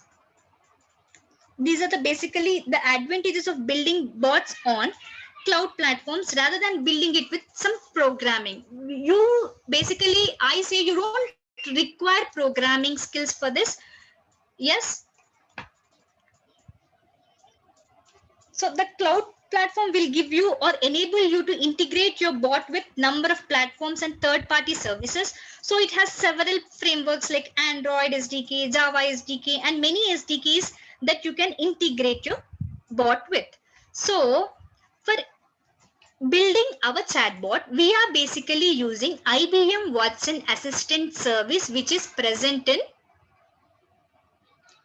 IBM Cloud. By using this IBM Watson Assistant, we are going to build our chatbot. So what is Watson Assistant? This is basically a service. Yes, am I right? What is Watson Assistant? This is basically a cloud service where we can build our chatbots. So using IBM Watson Assistant service, we are going to build a REST bot today. Watson Assistant can basically create an application that understands NLP input and communicates with the user and stimulate responses. Watson Assistant Services uses machine learning as a backend and response to the customers. We will be using NLP unit embedded in Watson Assistant Service itself to communicate with the customers. So you will basically understand more about this Watson Assistant when we are doing it practically. Okay. Now let me give you graphical representation of like what are the customers who are using Watson Assistant mode. This graph basically shows you the breakdown of IBM Watson Assistant customers by industry and by country. So this is just for your information, like how Watson Assistant is widely used across different countries and different sectors. You can see that custom packaged goods, it's at 4.3%, retail, manufacturing, leisure and hospitality, non-profit, transportation. All these sectors are basically using Watson Assistant, and these are all the countries who are using Watson Assistant. Now, without any further delay, now let us move on to the practical implementation. Do you have any questions up to this point? This is all theory about chatbot you have to know before you build a chatbot. If you're clear up to this point, let's build a restaurant bot using IBM Watson Assistant. Yes? Let's start. Can I get a quick yes? So let us see the step-by-step procedure of creation of a bot. What we have to do is basically, first step is we have to create a Watson.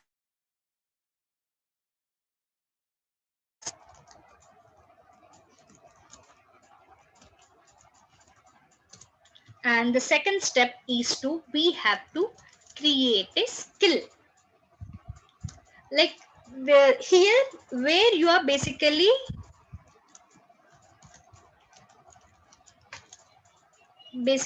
define your intents, questions by the user, dialogues, response from the bot, and entities. Yes, and the third step is we will be completing the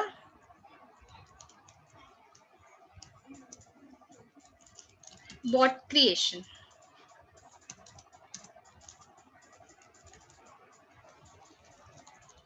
Like hope everyone has followed the steps mentioned to create cloud accounts through academic initiative portal. Like how many of them are ready with academic initiative accounts?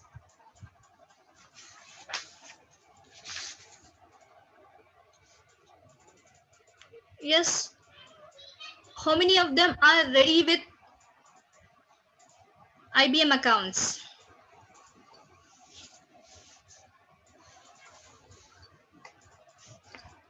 We are ready. Okay, thank you. Thanks for your response, Deepthi. You don't require any software. You don't require Watson Studio desktop or Cognos, anything for this.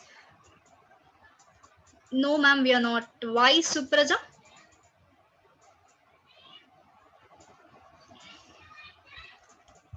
Okay, my college account. Okay. But for now, you can create it with your personal accounts also.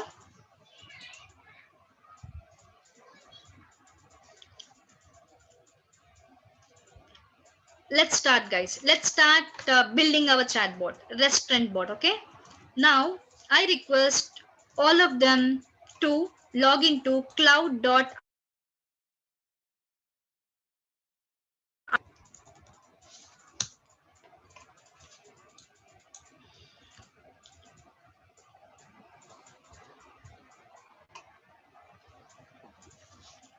How many of them have logged into cloud.ibm.com?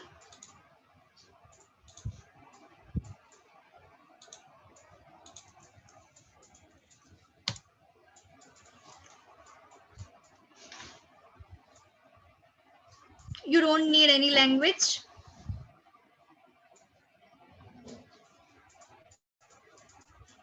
But having knowledge of Python is an added advantage. I have given you the link. I have posted the link in the chat box also, cloud.ibm.com/login. I have already said you, we don't require Cognos or Watson Studio desktop so as to build our chatbots. You are basically doing it on cloud. Okay, hope I'm clear. So please go to this cloud.ibm.com/login. Then please enter your email ID. Please enter your IBM ID and click on continue. Then please give your password and click on login. Yes, logged in. Almost I'm getting many of the answers, like all of them have logged in to their accounts.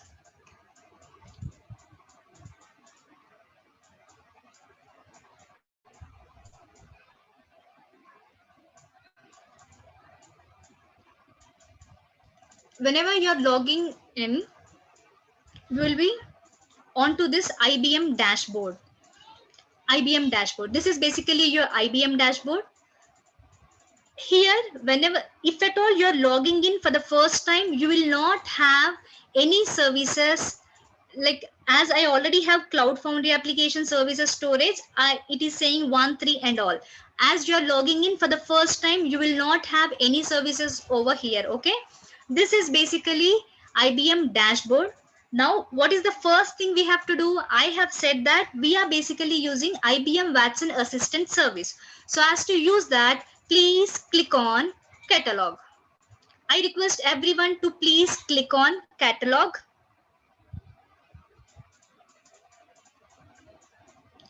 And please search for, I'm repeating this step again, please log into your cloud.ibm.com and please give your email ID and password. Then you will be logged into IBM dashboard, which looks like this. Then please click on catalog and please search for Watson Assistant.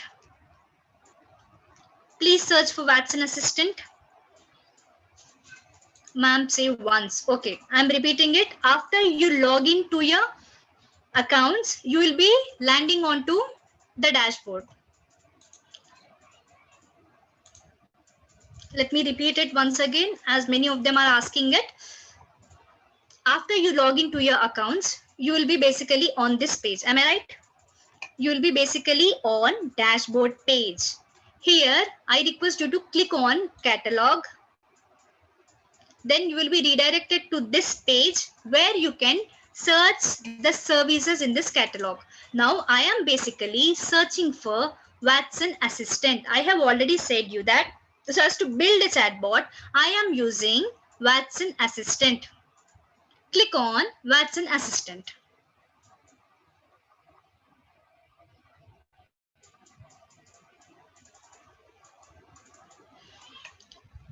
Hope everybody are on this screen of Watson Assistant creation page. Now please select the location as London. Select the location as London and please select light plan. Please select light plan, okay? As this is free of cost. You have trial version, plus version and enterprise version which are chargeable. I request you all to select only light plan and click on create. I'm repeating this step again. Please select the location as London and select light plan and click on create. In a couple of seconds, your Watson Assistant service will be created and it will be redirecting you to another page.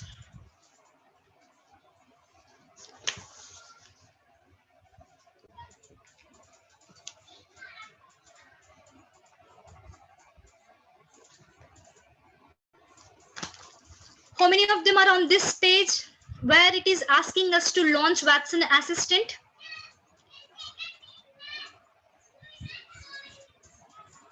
London is not showing. No, it will show. If it is not showing London, you can use Dallas location also. I prefer using it. I prefer using London location. I don't know my love towards London or what. I prefer using London. you can use Dallas if you're unable to see London, but that won't be any issue. Okay, hope you people are on this page. Please click on Launch Watson Assistant. Please click on Launch Watson Assistant. I'm going really very slow.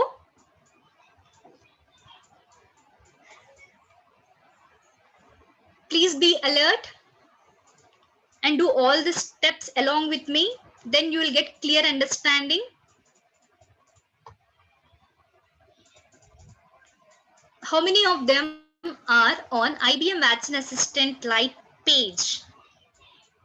Yes, how many of them are on this page which says my first skill?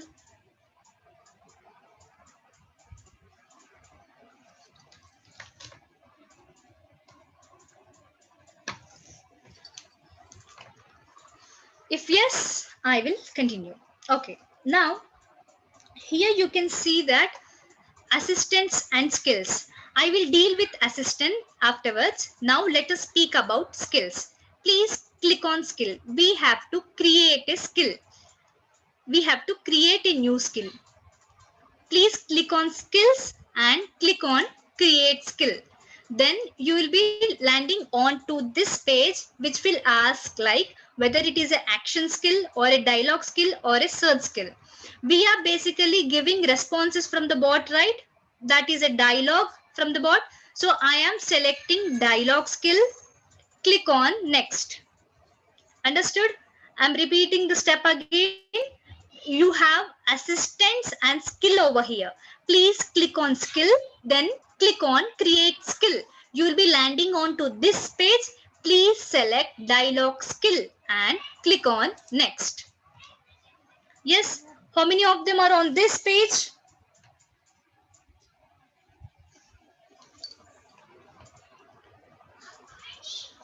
Yes. Okay.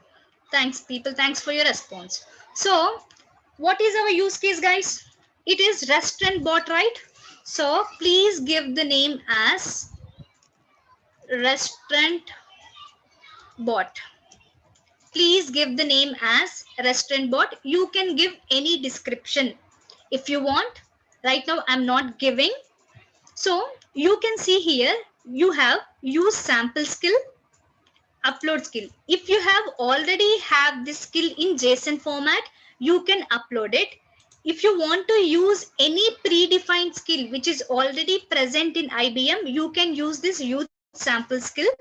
If at all you want to create it from the core, please select create skill. Okay, in create dialogue skill, we basically have create skill, use sample skill and upload skill. I would like to do it from the scratch. So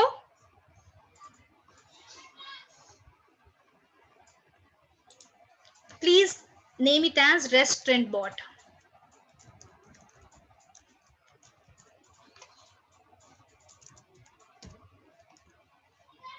And you can give any description and the language should be English. Click on create skill.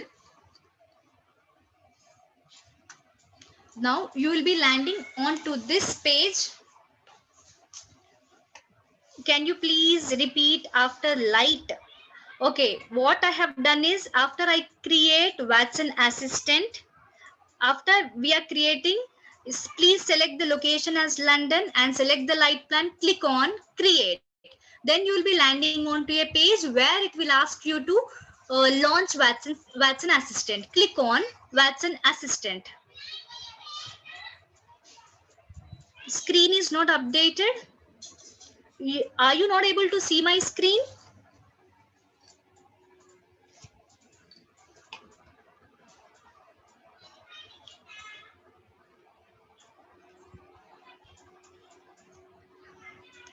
Is my screen not updating?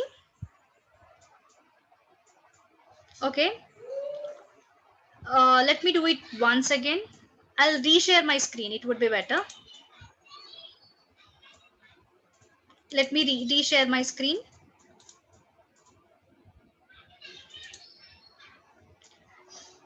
Is my screen visible now? One second.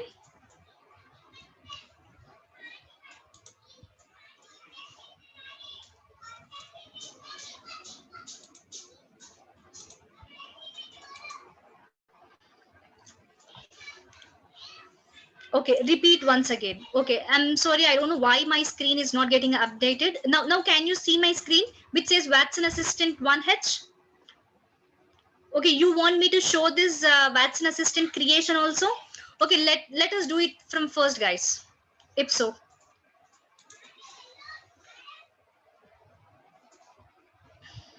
I don't know, my screen is stuck.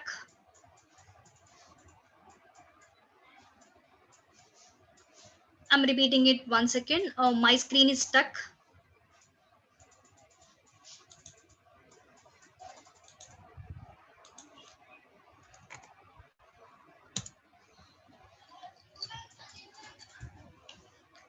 Now, after I log, I'm repeating it, guys. I am repeating all the steps once again. The first step is we have to create Watson Assistant. Yes, I'm repeating it. I cannot do it one more time. Please concentrate. Now, what is the first thing we have to do? Please click on catalog and search for Watson Assistant. And search for Watson Assistant. Please select Watson Assistant. Now you will be landing onto this page where it will ask you to create it. As you already have it, as I already have my Watson Assistant created, and as it is my live plan, it will not allow me to create it again. So what I have to do, I will use the same one. I'm just clicking on view existing. Whoever have done up to like creation of skill, don't do it. I'm just repeating the steps for the people who haven't like understood. Then you will be landing onto this page where I am clicking on launch Watson Assistant. Click on launch Watson Assistant. Then you will be redirected to a page which will ask you to create the skills. This is basically assistant and this is skills. I will deal with assistant at the last. Let us create a skill first. Click on skills. Click on skills and please create skill. Click on create skill. Then click on dialog skill. Click next. Then please give your bot. I am giving it as restore bot. You can give any name. I don't have any problem. You can give any description for your restaurant bot. Click on create skill. Then you will be landing onto this page. Towards your left pane, you will be having intents, entities, dialogues, options, analytics, versions, and content. Now tell me how many of them are on this page. If yes, I will continue. Can I get a quick yes if you people are on this page where you can see intents, entities, dialogues, options, analytics, versions, and content catalog? Can I get a quick yes?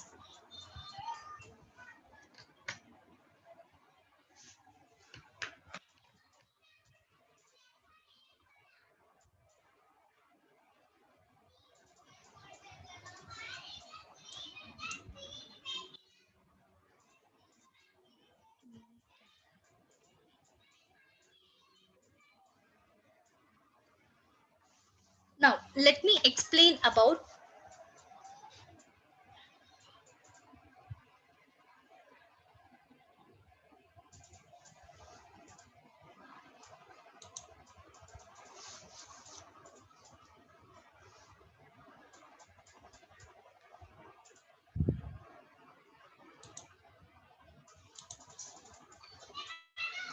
yes.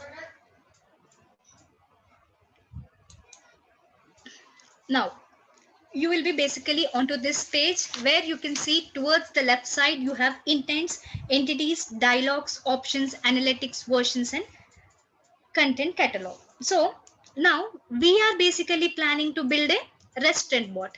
Before building any bot, you must actually create a blueprint of conversation with the bot. So blueprint in the sense, what are all the things you would like to inculcate in the bot? Basically, after going to a restaurant, what you will do? After you go to a restaurant, what are the things you do? Can you people tell me?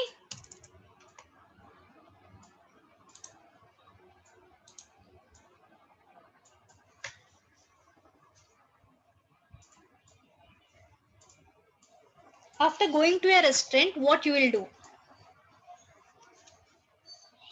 Ask for menu, correct? Yes. First step is they will come and greet us, right?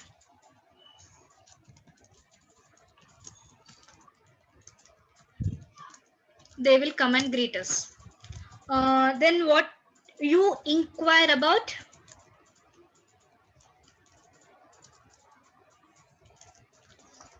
You basically inquire about the menu and what are all the special items. Yes, dish that you, okay. Yes, and the third step is based upon your interest.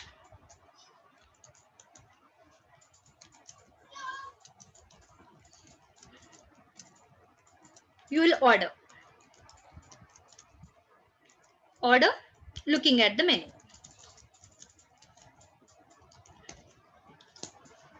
Yes, after that we place the order. We place the order, and after having food,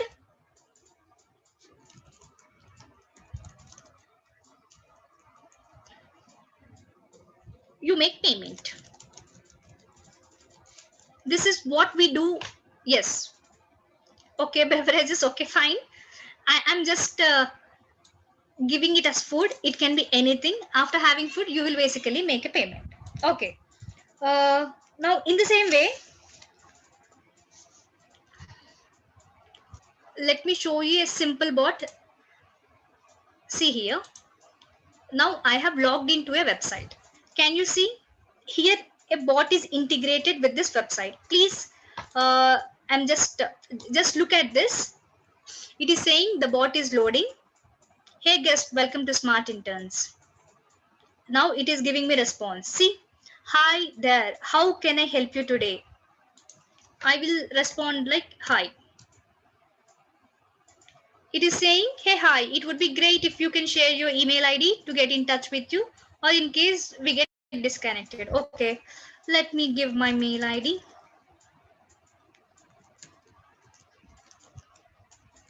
Okay. Now, based upon my email, my response, it has given me, based upon my question, it has given me like, great, hi, could you share your phone number? Like whatever the questions asked, those are called intents. The response from the bot are called dialogues. Yes, this is basically what a chatbot does. Now, what we have to do? Now, I said that they will come and greet us. So what is the first thing they'll do? Bot will respond with, I am a restaurant bot. Restaurant bot. How can I help you?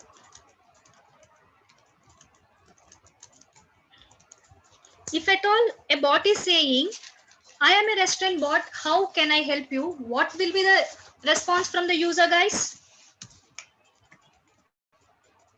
Now the user will give the response like, good morning, or anything, hi. It can be good morning, hi, or anything. This is basically bot is greeting you, and in response to that bot, I am giving it as good morning. I am greeting it back. So based upon this answer, based upon my good morning answer, it should give relevant response. Am I right? So questions posed by the users are basically called intents. We can have multiple intents, like for greetings, for placing order, for making payment. Yes, we will be having multiple intents for greeting.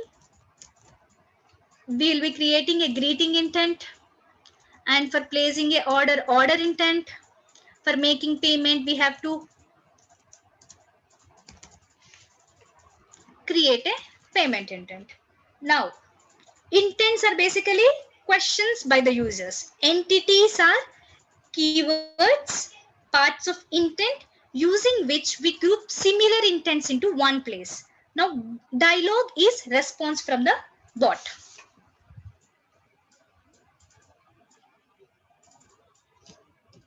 This is the one, okay.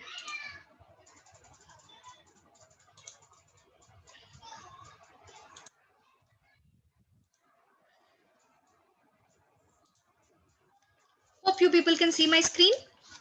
Can I get a quick yes?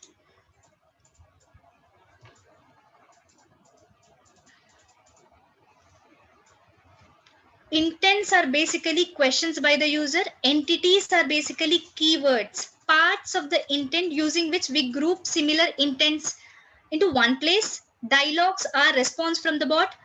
And this content catalog, can you see content catalog?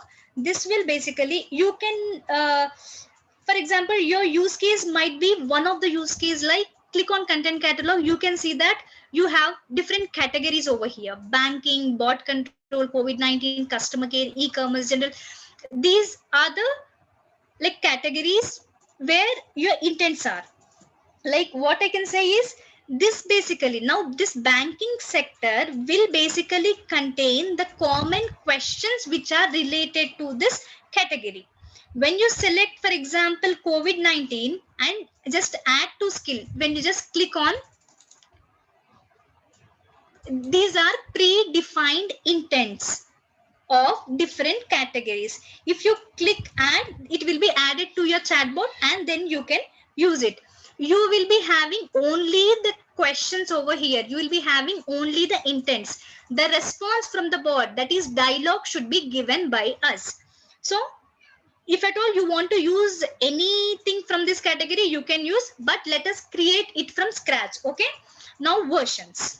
Now coming to what are these versions? So do you have any idea about versions, guys? Do you have any idea about versions? What a version is? We cannot basically build a chatbot at one go, right? Yes, we cannot build all the features at a one go. For example, now I'll be adding some 5 features and I will freeze it to version 1. And after some time, after some days, I might like to add some more features, and then I will add that feature and I will freeze it as version 2. This is basically versions. Yes. Analytics. Under analytics, we will have all the conversations, how many intents are used, all the details. Like total conversations, average messages per conversation, maximum conversations. This analytics will basically contain all the conversations, like how many intents are used and all the details. And options, you have options. This is not accessible for light plan. Okay. So this is a brief intro of what are these intents, entities, dialogues, and options. So now, what is the first thing I said? We have to greet it, right? Now please click on intents. Let us create a greeting intent. Let us create a greeting intent. The first thing we do is we have to greet them, right? So we have to create a greeting intent. Please click on intent. Please click on intent. When you click on intent, yes, version is new update and bugs updated. Yes. So what are the different features also, so as to do the bug fixes and to add different features, new features, you basically like create different versions and freeze them. Yes. Now, hope you have got brief understanding of this. Now let us create a greeting intent. The first thing we do after going to a restaurant is we have to greet, right? So let us create greeting intent. Please click on this intent. When you click on this intent, you will be landing onto this page where it will ask you to create an intent. How many of them are on this page? Create intent page. If yes, I'll continue.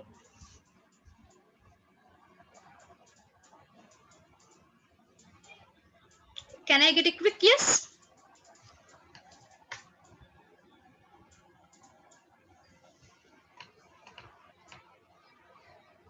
I'm not getting any responses. Okay, chat is not responding. Okay, fine. Now, please click on create intent.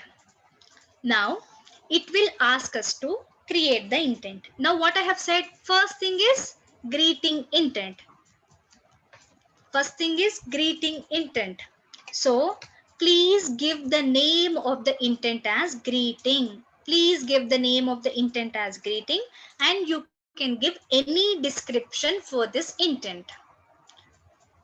After you click intent towards the left side, then you can see create intent. Please click on that create intent. Then you will be redirected to this page where you can give the name of the intent. Yes. How many of them have named their intent as greeting?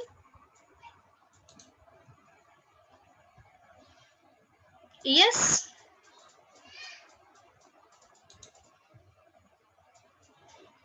Now I have given the intent. Intent is question. So let me give all the questions that can be under greeting. Please click on create intent.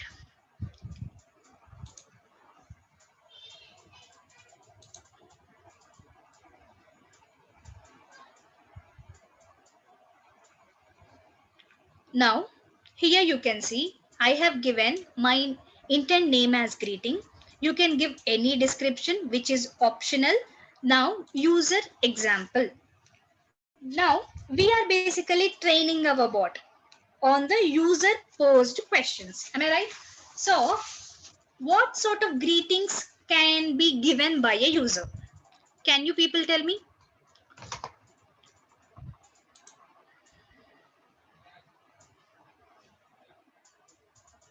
What sort of greetings can be given by a user?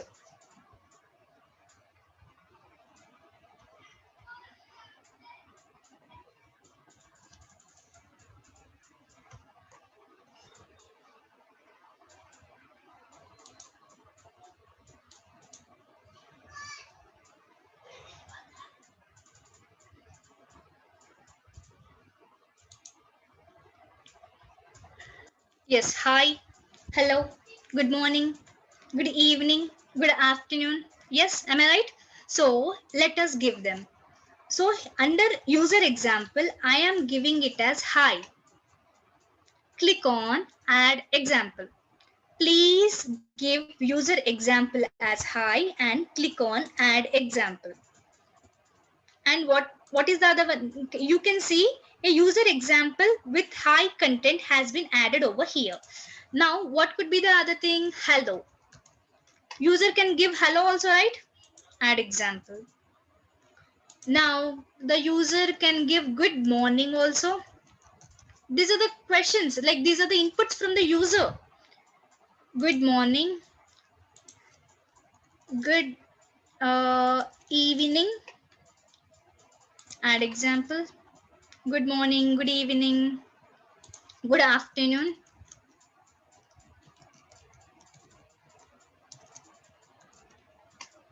Click on add example.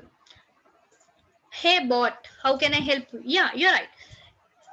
What is the special menu of the hotel? Yes, but that will come under different intent, right? I'm just speaking about greeting intent. I'm just speaking about greeting intent. Like what are the questions that can be posed by a user? Like on greeting, he can just say good afternoon, good evening, good morning, hello, and hi. This is start of the conversation. Yes, this is start. They are not case sensitive. They're not case sensitive. Welcome. Yes, these all comes under greeting intent. Now we have created user posed questions. Now please click on back here.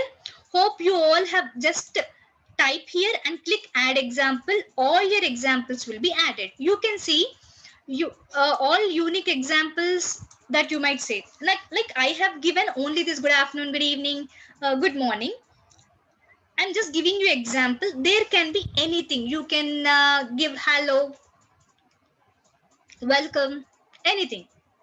Now, as soon as we create the intent, now that we have created the intent, what we have to do? I have to create a dialogue. Now, intent is user has given a question. In response to this question, my bot should answer, right? Am I right? In response to my question, my bot should answer. So, what will I do? Is there any limitation? No. You must at least give 5. Now, in response to the question you posed by the intent, then so as to give the response, where should I go? I have to go to dialogue. Am I right? Please click on dialogue.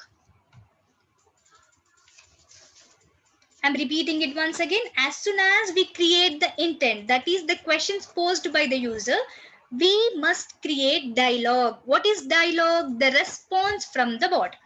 As the user says good morning or any greeting, bot should respond, right? So now I have gone to dialogue. Please click on this dialogue. You can see welcome node and anything else node. Yes, can you see these 2 nodes, welcome node and anything else node? Now, towards your right side, you can see try it button. Now I haven't trained the bot. Till now. Let us try it. See, Watson is training. Whenever I'm just clicking on try it, the bot is giving me response like, hello, how can I help you? Am I right? You please click on try it. Whenever I'm just clicking on this try it button, it is giving me response like, hello, how can I help you? Let me give response like, hi. See, it is saying that it has identified that it is from greeting intent, but it did not understand. Yes, but it did not understand. You can try rephrasing, because my bot can only take the question. We haven't created the response, right? So let us create the response. Now, when you see here, hello, how can I help you? Please click on this welcome node. See, whenever we are just clicking on try it, it is saying when it is welcome, please give the text as hello, how can I help you? Yes, it is giving how can I help you. Now you can change this. Now as it is our restaurant board, what I am doing is, hello, I am a restaurant bot.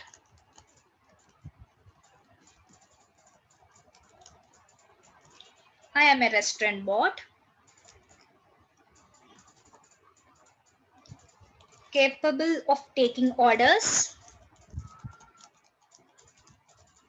and provide you with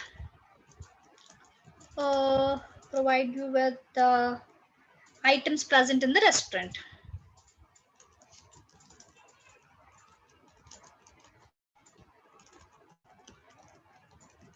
You can give anything, okay? You can give anything.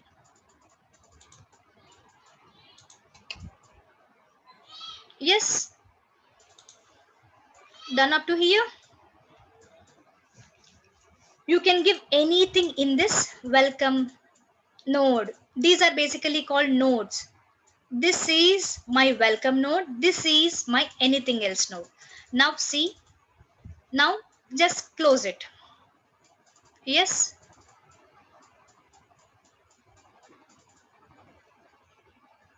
I don't know why my chat is not responding. Okay, fine guys. Now what we have to do? Now please close this chat bot. Now please click on try it again. See. Clear the content.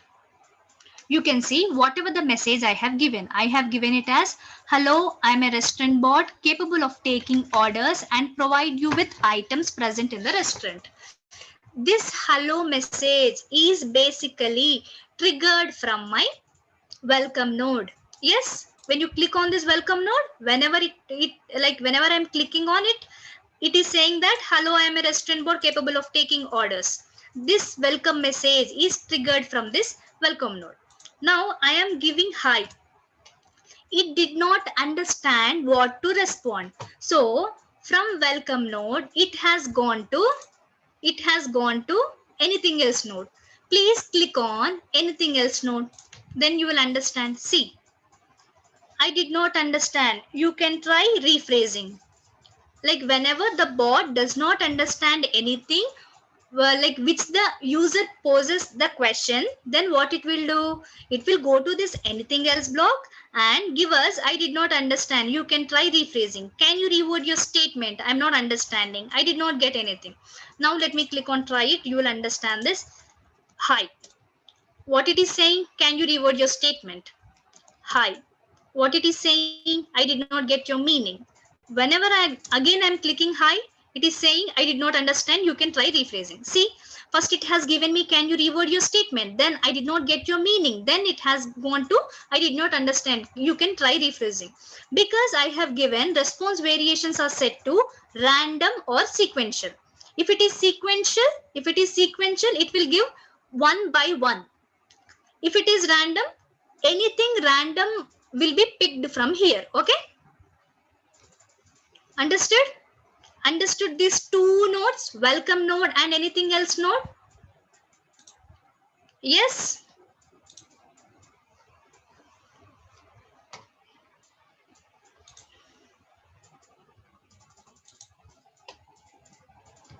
It is giving irrelevant.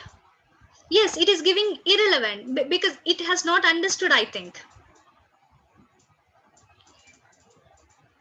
We haven't created it yet, right? We haven't, we have just given the intent, the questions posed by the user.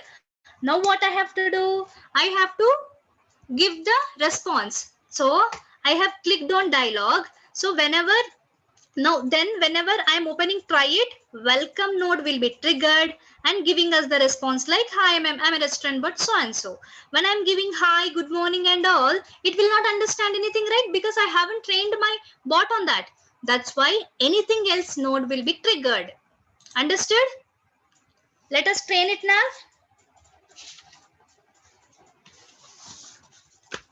Now let us train our bot now.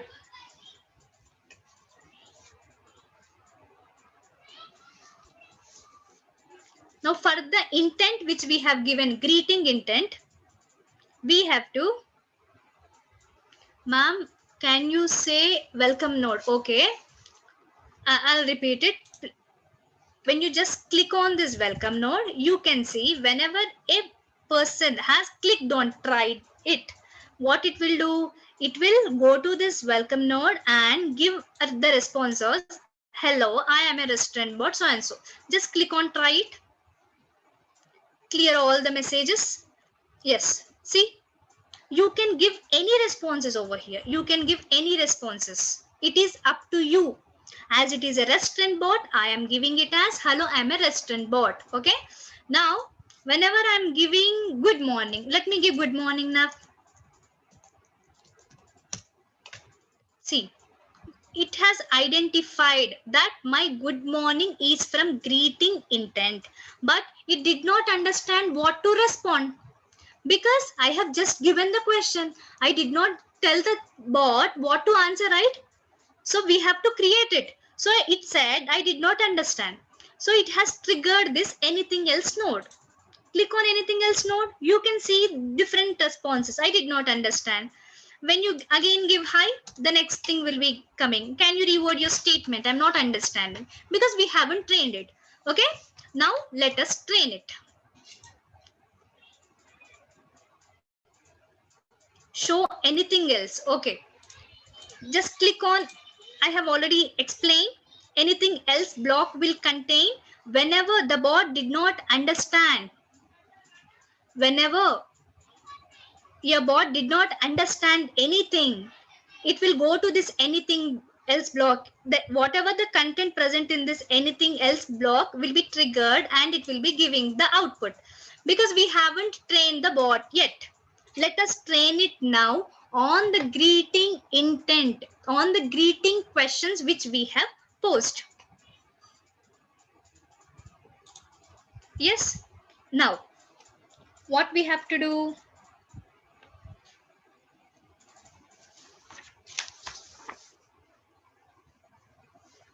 please create, let us close this, close this. Now please, you see a welcome node over here. Can you see a welcome node over here? Please, can you see 3 dotted intents? Please select add node below. Please select add node below. I'm repeating this step again. Welcome node will trigger the welcome message. Anything else node will trigger like anything else block. Whenever the bot does not understand the user questions, anything else will be triggered. Whatever the nodes which are above welcome node and below anything else node will not be executed. So whatever the nodes which you are creating, that should be in between welcome node and anything else node. Understand? So now I would like to create a greeting node, that is response from the bot. You can see 3 dotted lines. Just click on welcome node. Just close it. Can you see 3 dotted lines? Click over there. Click add node below. You can see a new node is created over here. Now let us give the name as greeting node. Yes, I am giving the node name as greeting.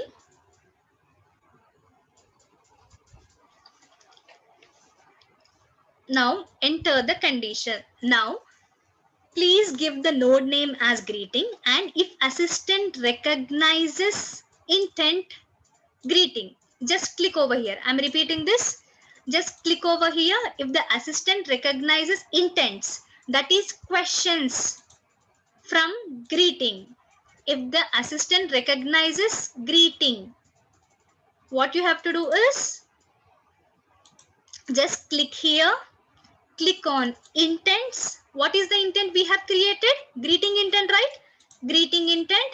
Then assistant should respond with, hey, hi, I'm a restaurant bot. Okay.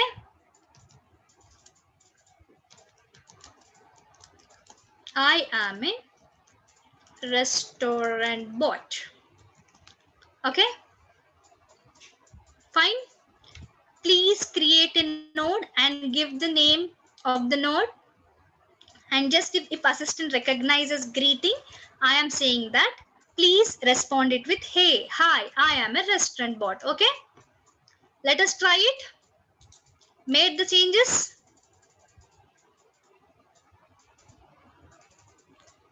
Let us try it. Can I get a quick yes?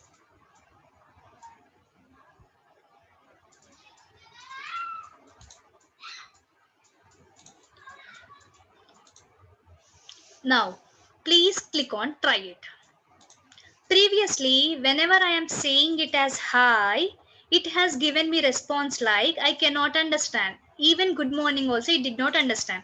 Now let us give good morning. Now, whenever what I'm saying, whenever it has identified a greeting intent, what is present in this greeting? Good morning, good afternoon, good evening, hi and hello, right? So whenever it identifies those things, it should respond with, hey, hi, I'm a restaurant bot. Yes. Did you get this? And what are the different intents present? We have given good morning, good afternoon also we have given. I have given hi also. I'm giving hi now. See, hey, hi, I'm a restaurant bot. Previously I got, I did not understand anything. Now we have, what are the intents we have taken in greeting? In the greeting intent, whatever we have taken, good morning, good afternoon, good evening, hi and hello. Am I right? These are the intents present in greeting. These are the intents.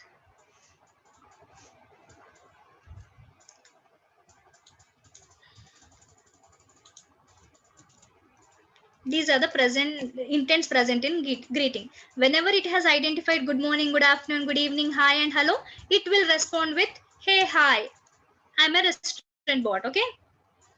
Bot will respond with I am a restaurant bot. Spelling is wrong. I am a restaurant bot. Okay. Now let me give anything which is not present in this. Okay.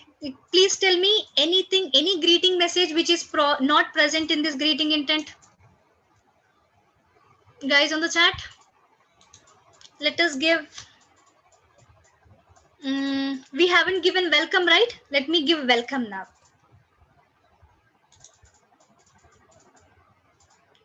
And let us see what will be the response. Welcome.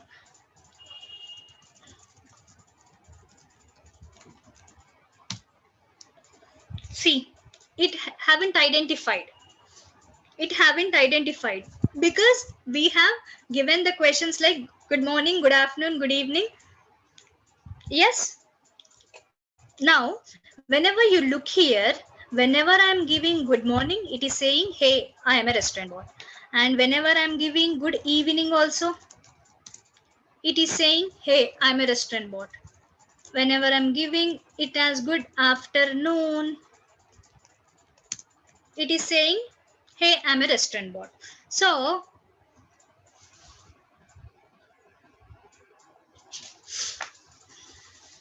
clear up to this point, guys?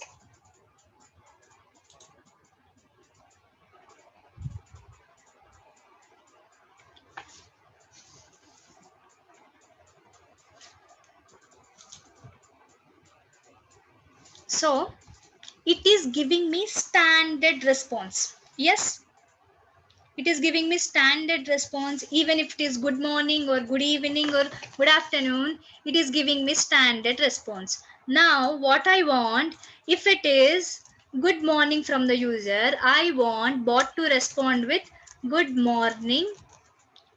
How can I help you? Yes. If the user has given good afternoon, I want it to greet me with good afternoon. How may I help you?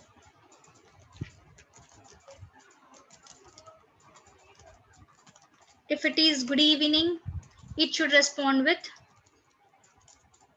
good. Okay, good evening or what a pleasant evening. What a pleasant evening. How may I help you? Yes, previously it was basically giving me the standard response for good evening, good morning and good afternoon. Now I want the bot to respond with, if at all I'm greeting it good morning, I should get good morning. If at all I say good afternoon, it should greet me with good afternoon and evening with evening. So what should I do? So for this scenario, we have to create entities. Now entities will come into picture. Okay, entities will come into picture. What are these entities? Entities can be considered as a part of words from the intent. Yes. So what is the entity present in this particular thing? Good morning is an entity. Good afternoon is also an entity. Good evening is also an entity. Am I right? These are all the entities. Good morning, good afternoon and good evening are the entities. Now, for example, let me give you another example like, please order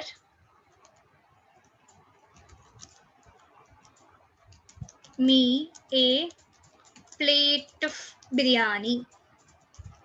So, can you people tell me what are the entities present in this intent? Can you people tell me what are the entities present in this intent?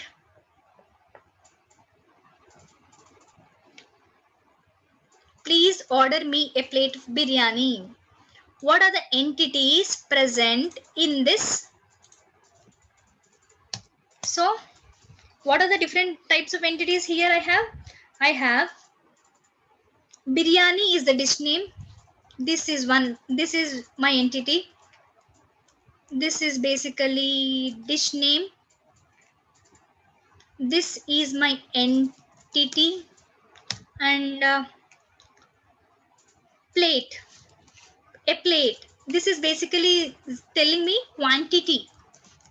This is basically telling me how much quantity of biryani I need. So this is also my entity. Am I right? Hope I am clear about these entities. Now in this particular intents,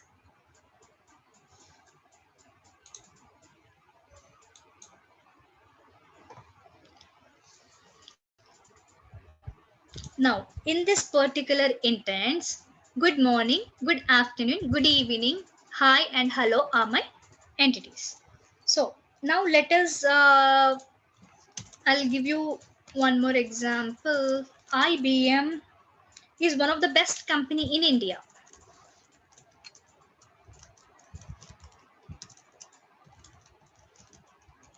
Can you please tell me what are the entities present in this? What are the entities present in this particular statement? Guys on the chat, can you please respond, dear participants?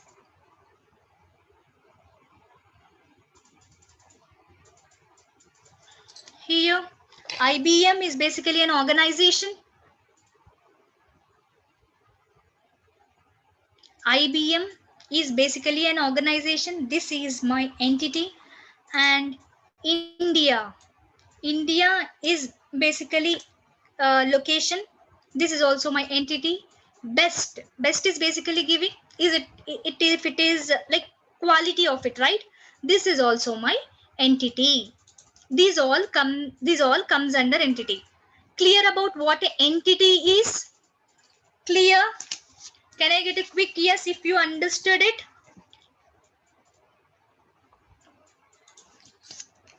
Yes. Now for this greeting intent, I have to create greeting entity. Yes, by making use of good morning, good afternoon, good evening.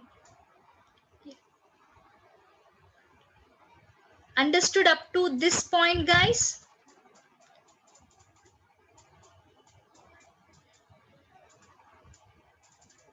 Can I get a quick yes? Let's go and create our entity. What are the different kinds of entity we have? I said good morning, good afternoon, good evening, right? Now just click on my entities. So just click on entities. Then you will be landing onto this page where you can create your entity. Please click on create entity. Please click on create entity. Now here you will be landing onto this page where you have to create entity. Now I have said that for greeting intent, I am creating greeting entity. Greeting entity. Now I have given the name as greeting. I have given the name of the entity as greeting and click on create entity. Click on create entity. I am repeating this step again. I'm repeating this step again. For the intent which we have created, we are getting standard response. So I want for good morning, good afternoon, right? So I'm going to my entities and I am creating entity. Just give it as greeting entity. Greeting entity and click on create entity. Now we have to type different sorts of entities present in our intent. What are the entities present in our intent? It is good morning. And guys, can you please tell me in WhatsApp and all, how many of them will give complete word good morning? How many of them will give this complete word good morning? I will not give, guys. I'll just type good morning. MRNG. Yes, I'm so whenever the bot will screen is not visible,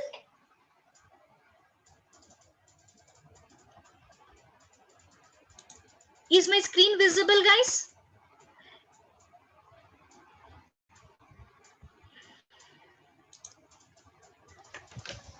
I guess there is a delay in chat messages I'm getting.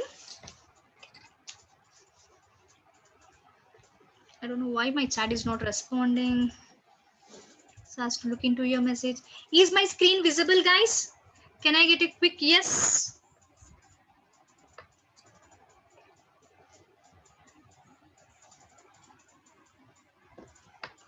Okay.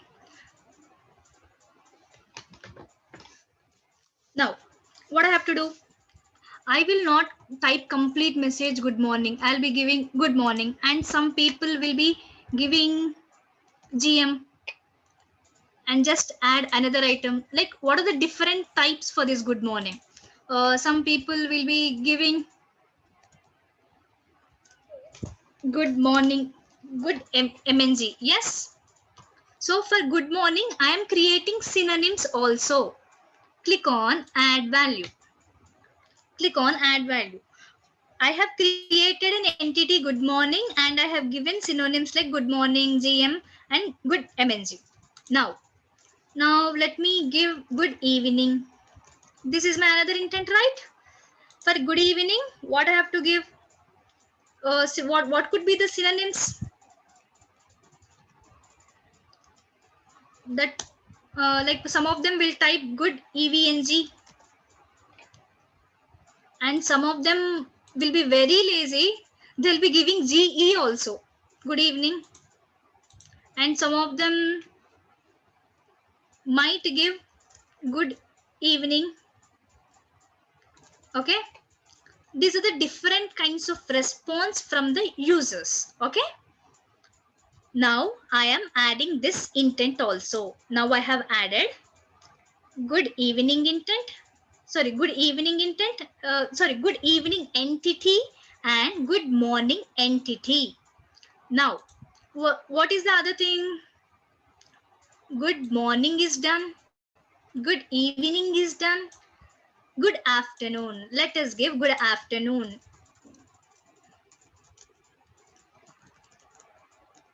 Good afternoon. Synonyms for this can be good afternoon,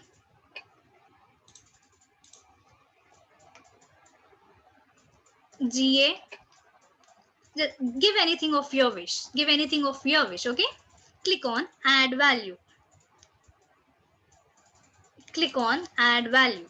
Now I have created good afternoon, good evening and good morning under greeting entity. Yes.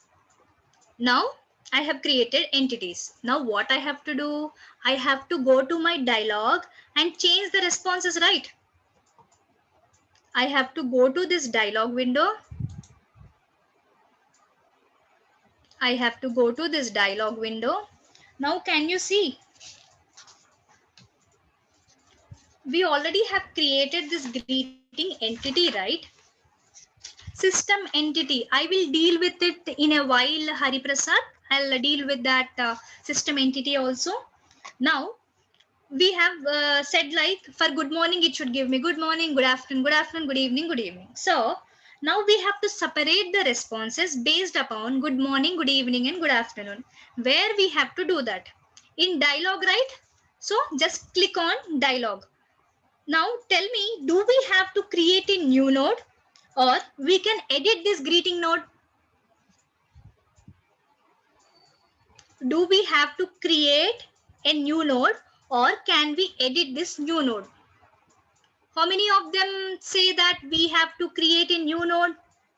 And how many of them say that we can edit this node?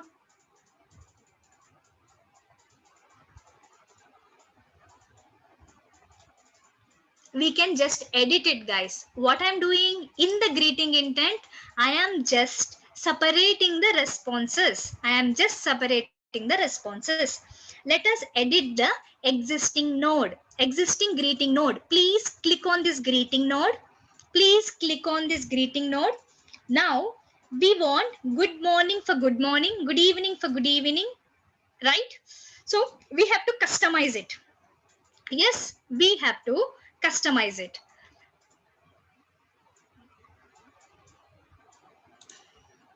We have to customize it. How do we customize it? I'm going very slow, as you people are new to this. Please follow step by step. Now I have gone to greeting node. I just clicked on greeting node and I have to customize this node so as to give multiple responses for good morning, good evening, good evening. Click on customize node. Click on customize. You can see a settings button over here. Please click on customize. Then you can see, when you click on this customize button, you can see slots, multiple conditioned responses. Please enable this. Please enable this one, multiple conditioned responses, and click on apply. I am repeating it once again. After creating entities, I am coming to dialog and click on this greeting node which you have already created and click on this customize and please enable this multiple conditioned responses. Click on apply. Yes, clear up to this point? It is not visible. I don't know, like you are saying it's not visible, but most of them are saying that my screen is visible. Can you please recheck?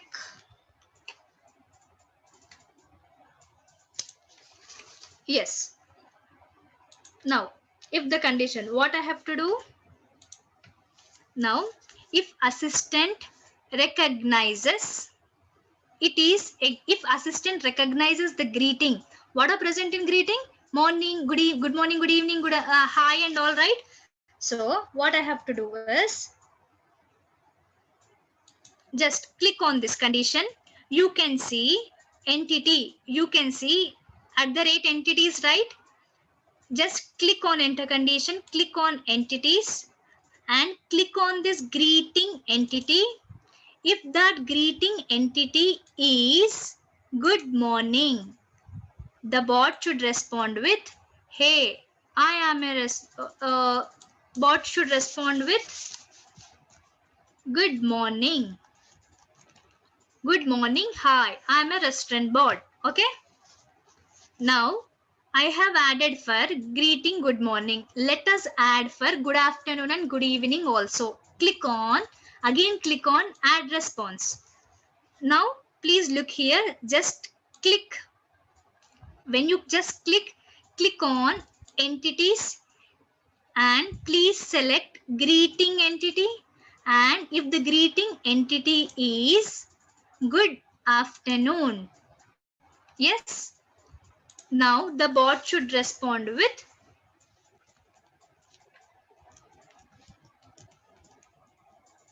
good afternoon, how may I help you?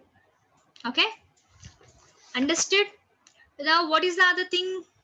Good morning, good afternoon and good evening. Now click on add response. Just click on enter condition. You can see @entities. Just click on that. Click on greetings. If the greeting is good evening, now the bot should respond with what a pleasant evening. How may I help you? Okay. Now I have given the conditions. If the user is giving good morning, my bot should respond with I'm a restaurant bot. If it is afternoon, afternoon. Evening, evening. Understood? Done with editing this greeting node? Yes. Hope I am clear up to this point. Yes, I'm getting responses like yes. Fine. Now let's try it. Just click on try it. As we have trained it, let us test it. Okay. Now, what shall we give? Let us give it as good morning. Now my bot should respond with, hey, hi, I'm a restaurant bot. Why? Let us look into it. Okay, I haven't given good morning over here.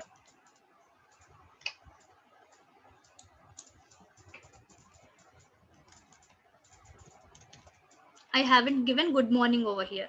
Let me retry it, okay? Let me give good morning. See, it has said me good morning. Hi, I am a restaurant bot.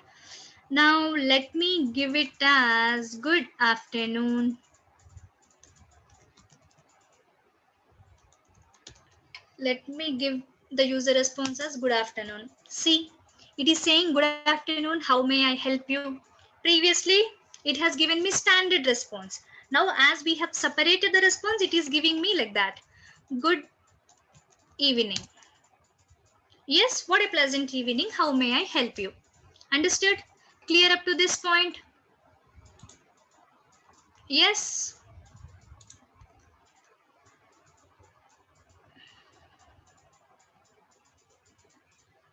Yes.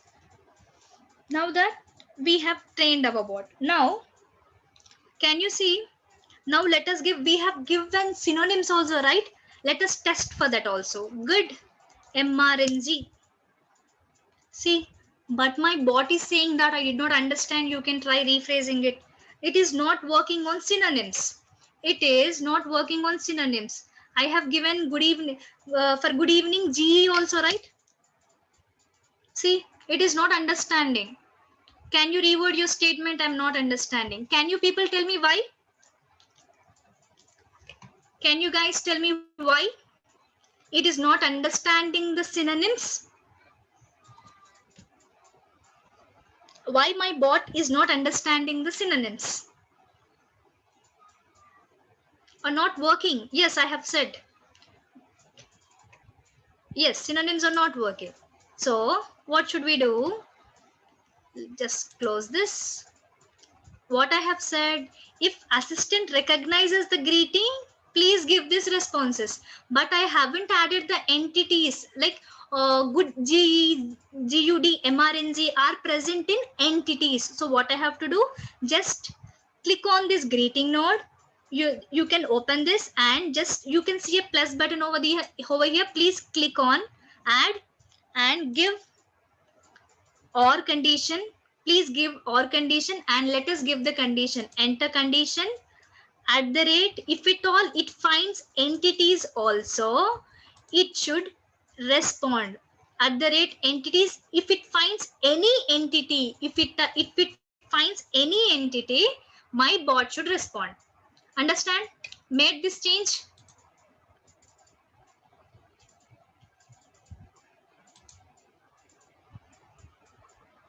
We don't have to create a new node for that. I am just editing in the same greeting node which I have created. Just click on greeting node.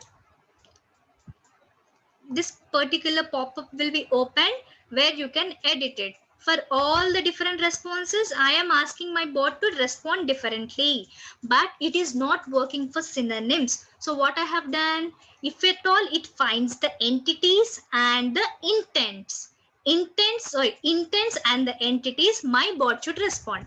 Now let us try it. Click on try it. Now give GM. I haven't given GM, I think. I have given good morning. See, if it is good morning also it is working.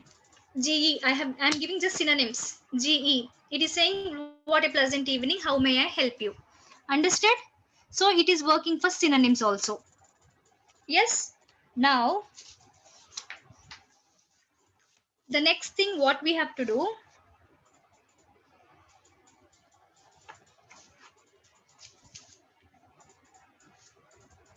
we have to, now let us move further. Hope you are clear up to this point.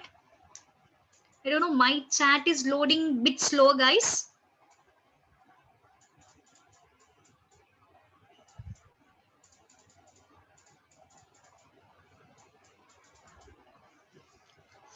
My chat is not responding. Okay, fine.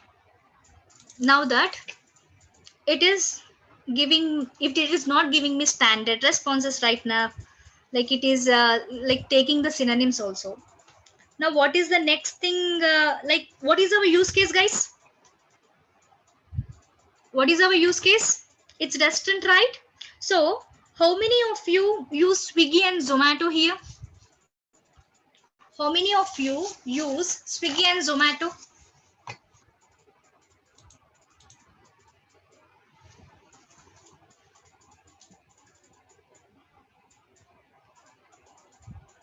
The spelling might be incorrect, Nitish. The spelling might be incorrect.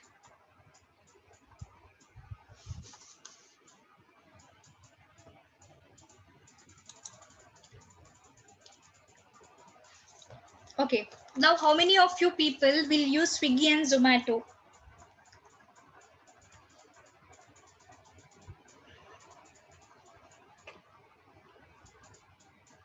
Not enough. Okay. Okay. But you'll be using it, right? So the first filter we use is offers. Am I right? So most of them, we do that. We usually ask for what are the best offers, what are the special dishes and all. Even they give small offer, we will be happy with it. Am I right? So there should be an inquiry, like there might be questions to this bot asking about menu, what are the offers available. Like before we place, we will ask these questions. Like what are the questions we pose for inquiry? For inquiry,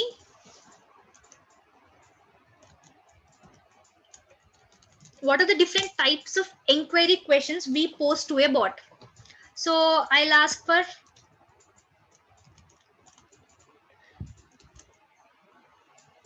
what is the menu?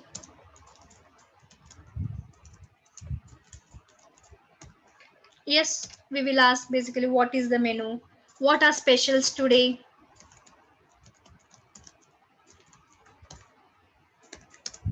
And are there any offers available?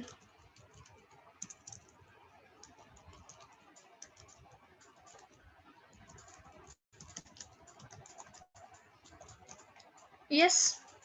Will I get any discount?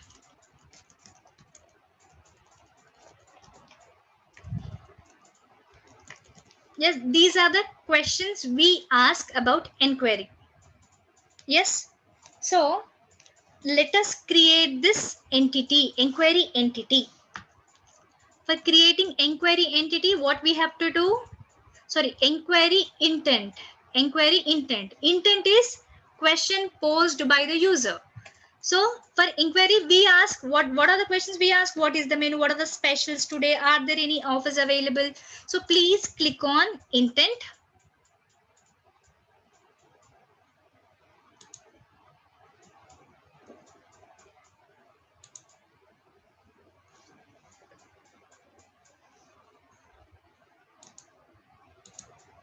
Okay. Now, this is the greeting intent which I have already created. Now let us create another intent. Please click on intent. You'll be landing onto this page. Then click on create intent. Click on create intent. Now the name of the intent is, we are inquiring about the different offers and the menu, right? I am giving the name as inquiry. I am giving the name as inquiry. You can add any description for this. I'm not adding anything as of now. Just click on create intent. In this create intent, what I have to do? I have to give the questions which are asked by the users. Now, what are the different sorts of questions? What is the menu? What is the menu? Am I right? Click on add example. And what are the different types of questions? What are specials today?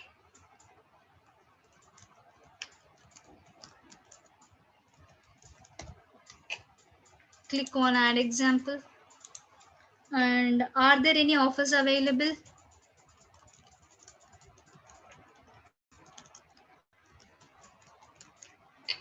click on add example.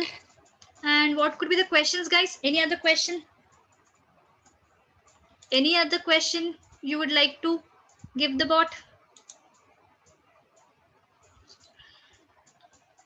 Will I get any discount?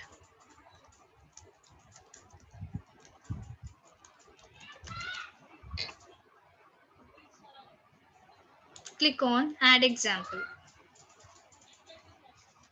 Yes, now I have created.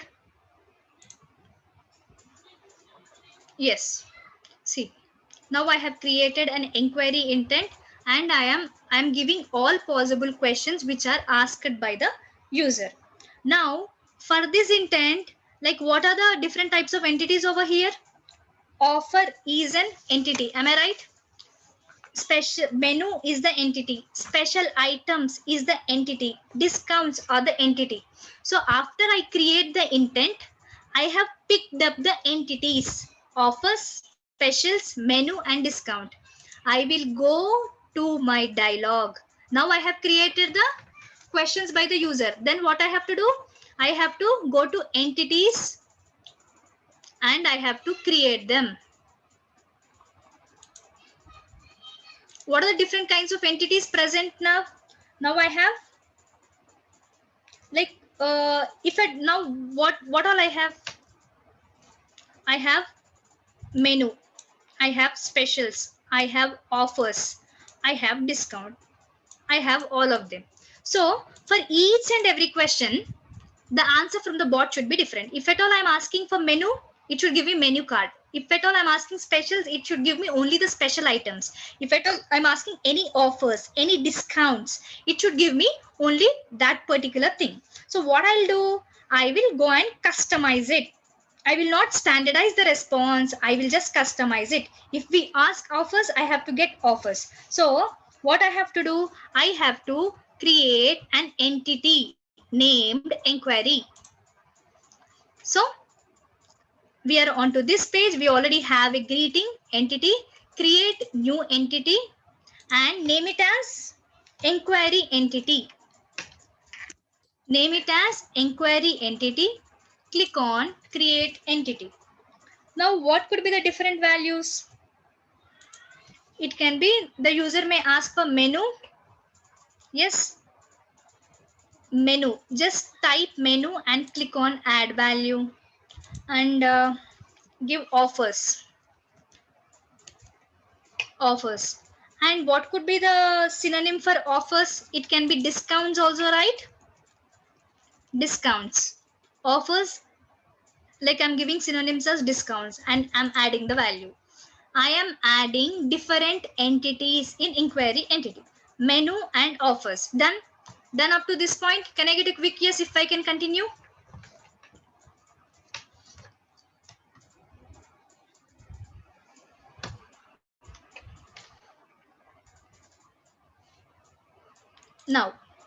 Now we have created inquiry entity. Now done with creation of questions, creation of entities. Now I have to go to dialog. Click on dialog. We have to respond, right? We have to respond for it, right? Create a new node below greeting node. Below greeting node, please create a new node. Add node below. Add node below. Create, please click on dialog and click on please select this and create new node and give the node name as inquiry.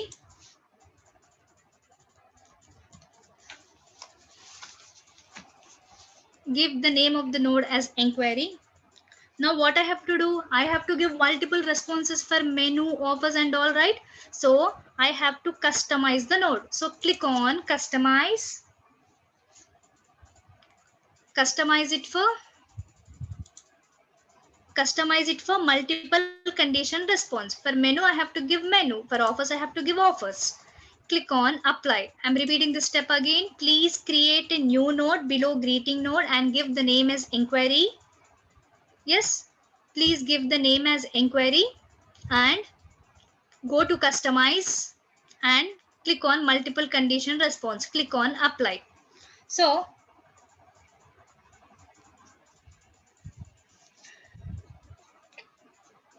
if assistant recognizes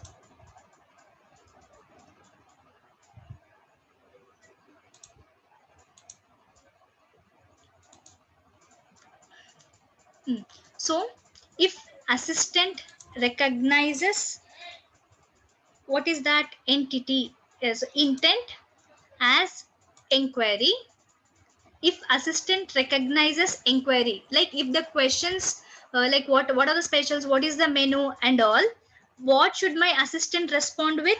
It should respond with, if the entity is at the rate, if the entity is menu, what I have to do? Let us give a menu card for this. Let us give an image for that. Okay, let us give image for this. Okay, now what I have to do? Please like go to any website and search for menu cards, and the picture image like the image should end with PNG or JPG format. Make sure the image name ends with JPG or anything. Now let me take this image, any image of your wish, guys. I'm just taking this image, right click on that,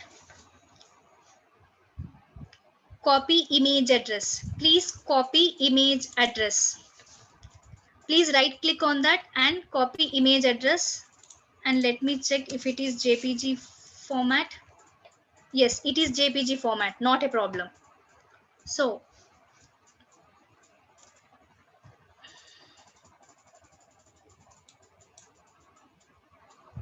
okay, it is JPG format, I have taken it. Now what I have to do? If inquiry, like if it is asking for menu, what I have to give? I have to give the image of the menu card. So please click on customize. Please click on customize, and it should respond with an image. It should respond with an image. I'm repeating this step once again. If it is asking for menu, I have to give the image. Please click on the settings button, then this pop-up will be opened, which will ask you to configure the node. Now the assistant should respond with the image. Now click like add title like menu card. You can give the name as menu card, and you can give any description. It is optional, like all the items present in menu card are available.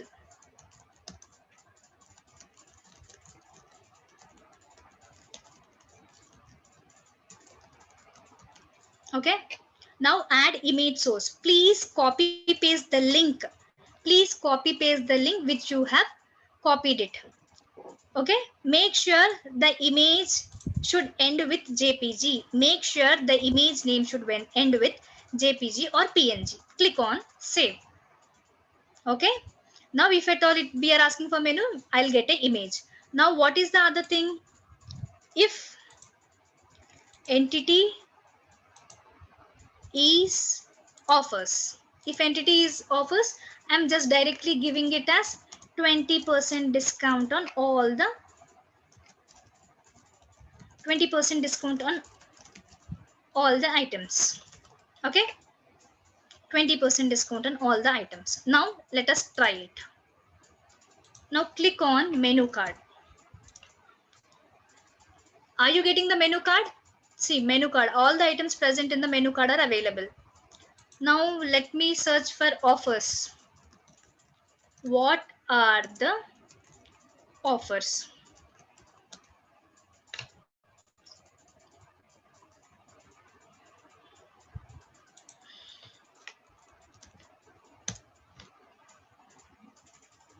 I'll get your meaning.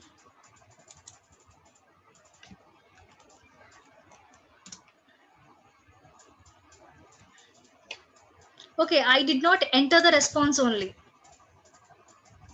It has been erased. 20% discount. Okay, 20% discount. Now let us try it out. I'm giving what are the offers or offers. See, it is giving 20% discount. Whatever the content you write here, that will be given as response by the bot. Understood? Yes. Okay. Now, what is the next thing we have to do? Now we have inquired it. What is the next thing we have to do? We have to place our order, right? Now we have inquired. It has given me menu card. Can you please repeat image 1 second? Okay, I'll do it. Yes, Sharda.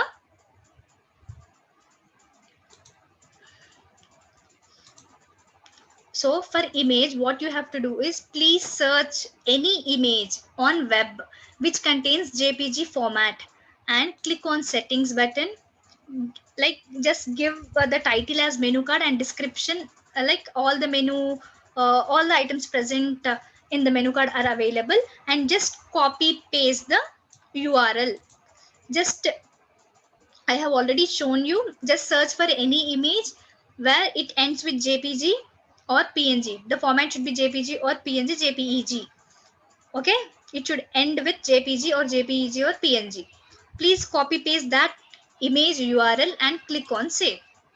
Okay, now what is the other thing? Now I have inquired. Greeting is done, inquiry is done. What is the next thing? I have to place the order, right?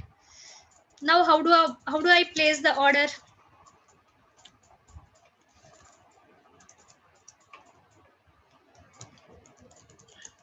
Now I have to create order intent. What are the different types of questions which I get? So now inquiry is done. Next step is he should place an order. While ordering food, what are the important things you will mention?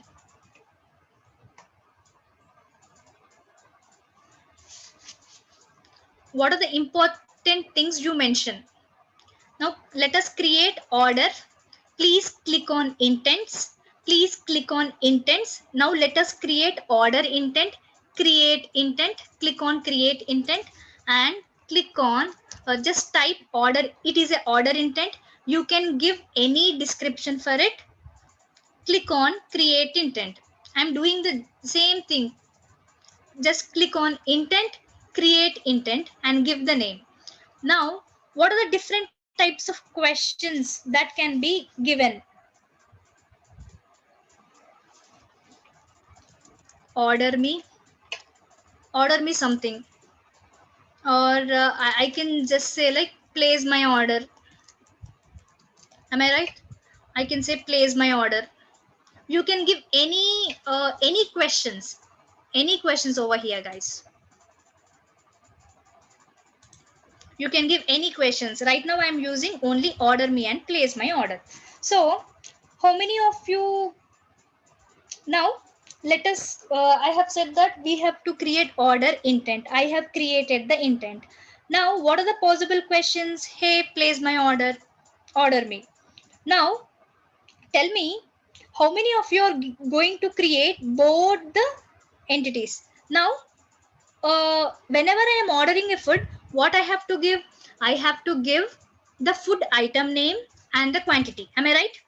Whenever I'm like, I have to say that please order me 2 plates of biryani. I have to give the quantity and the item name. So what are the 2 entities now? Item name and the number. Am I right? Item name and the number. So let us go back and create entity for item name. Okay, please go back and click on entities and click on item name, like click on entity. Now let us create an entity and entity name as food item. I'm giving the name as food item.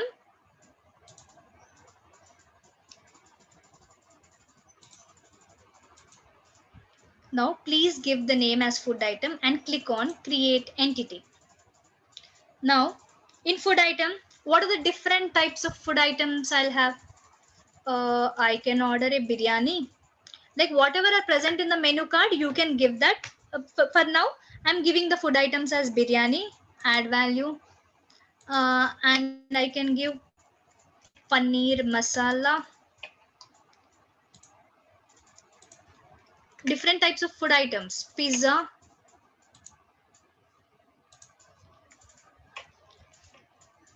burger. Okay, I have created only 4 food items. Okay, now I have created food item entity. Whenever I am ordering a food, I have to tell how, like, what is the food item I would like to order and what is the quantity. Now tell me, now we have created food item. Now we have to create an entity for quantity also. Am I right? Do we have to create an entity? Order me spelling is wrong. Okay, let me check it. Where are my intents? I'll just go to intents and my order intent. Okay, thank you. Thanks for correcting me. Order me. Okay, I have renamed it. Thank you. Now I'm going to entity. Now I have created a food item entity and I have given biryani, pizza, burger and all some things. Okay, now I have to create a quantity entity. How many of them are going to create quantity entity?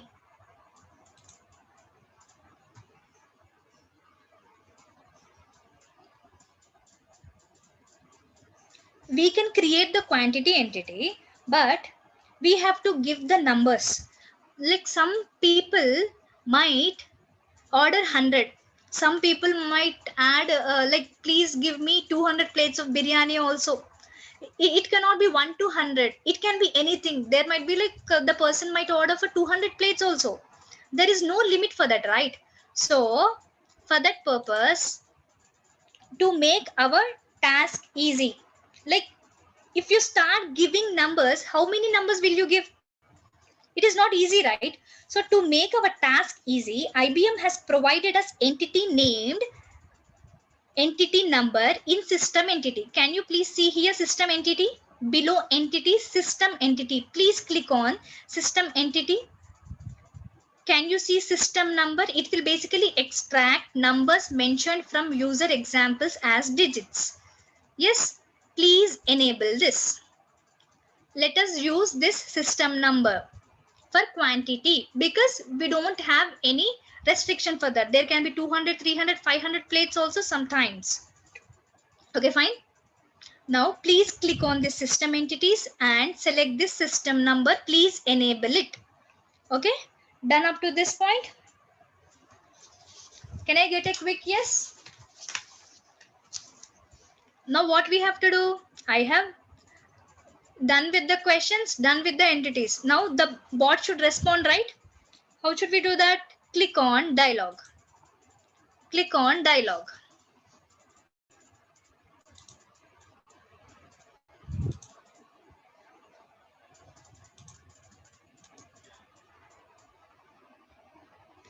Now just click on dialog. Now we have come here to give the response from the bot. So guys, please tell me, if I just say order, will it order my food? Let's try it. If I just say order, it is saying I did not understand because we haven't trained it on this order, right? I have to give responses for order. So if at all I just say order, it will not order my food because it should basically ask for food item and what is the quantity. If at all I might give like, please order me pizza.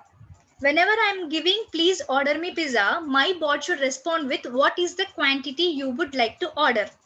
Yes, bot should respond, right? So then what we have to do for handling this scenario?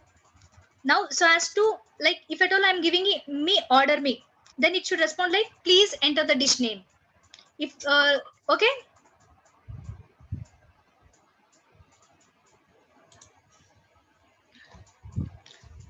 I have to enter the dish. Sorry, I have to bot should respond with what is the dish you would like to order. And if at all, if I'm not giving any quantity, the bot should ask me. For handling this scenario, we have a concept of slots. We have a concept of slots. Let us use that.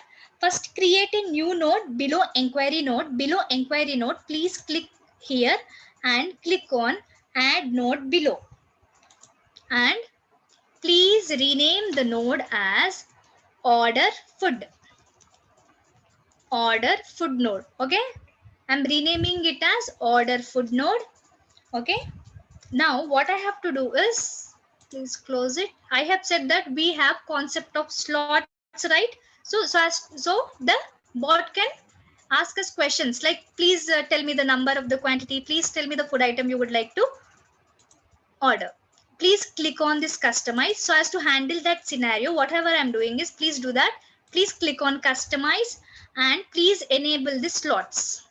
Please enable the slots. Click on apply.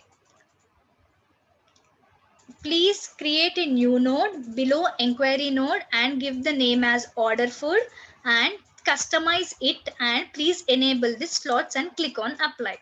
Now, what I have to do?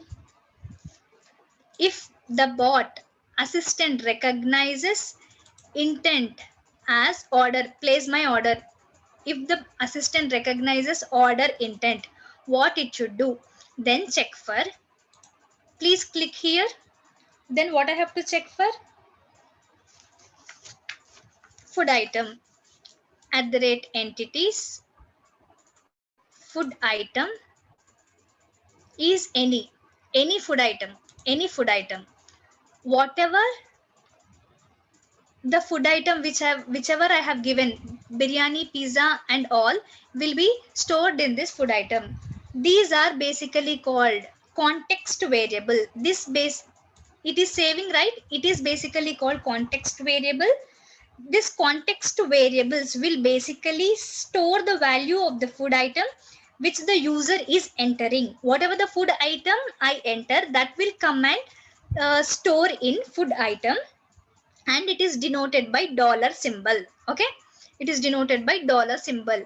Entities are represented by @ hash is basically used for intents, dollar is basically used for context variables.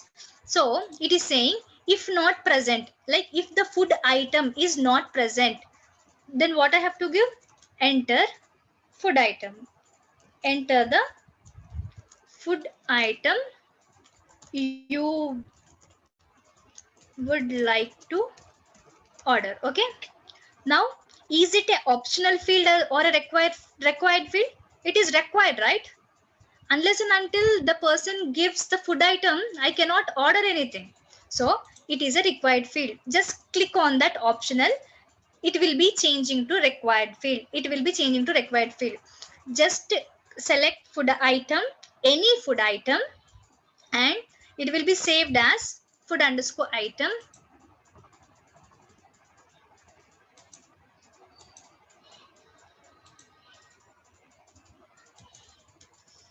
I don't know why I'm okay. If at all it is not present, food item is not given by the user, please respond with enter the food item.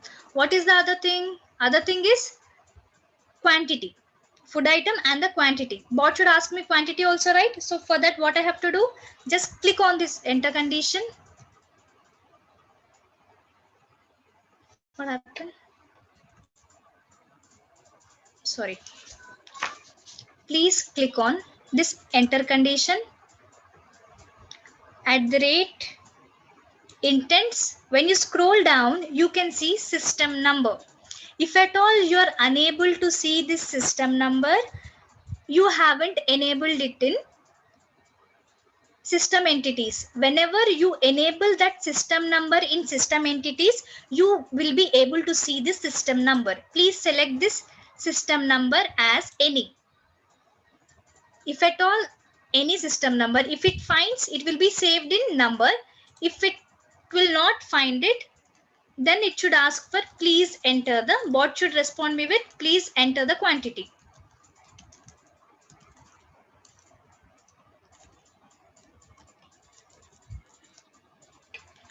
Is it a required field? Quantity is obviously required, right? Please click on that. It will be converted to required field. It will be converted to required field.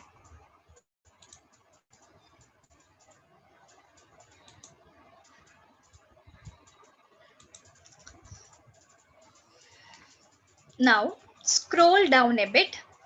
Now can you see assistant response?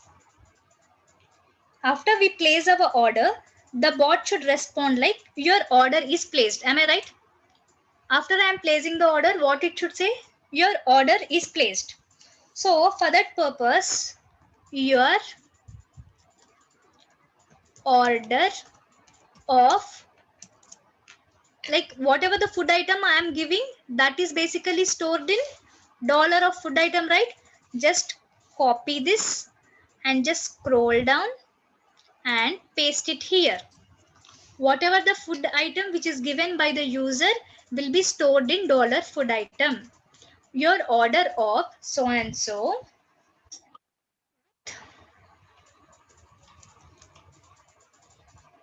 quantity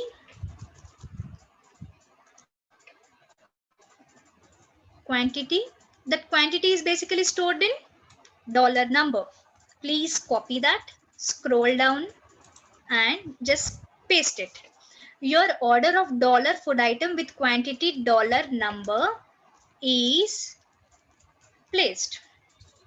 Yes.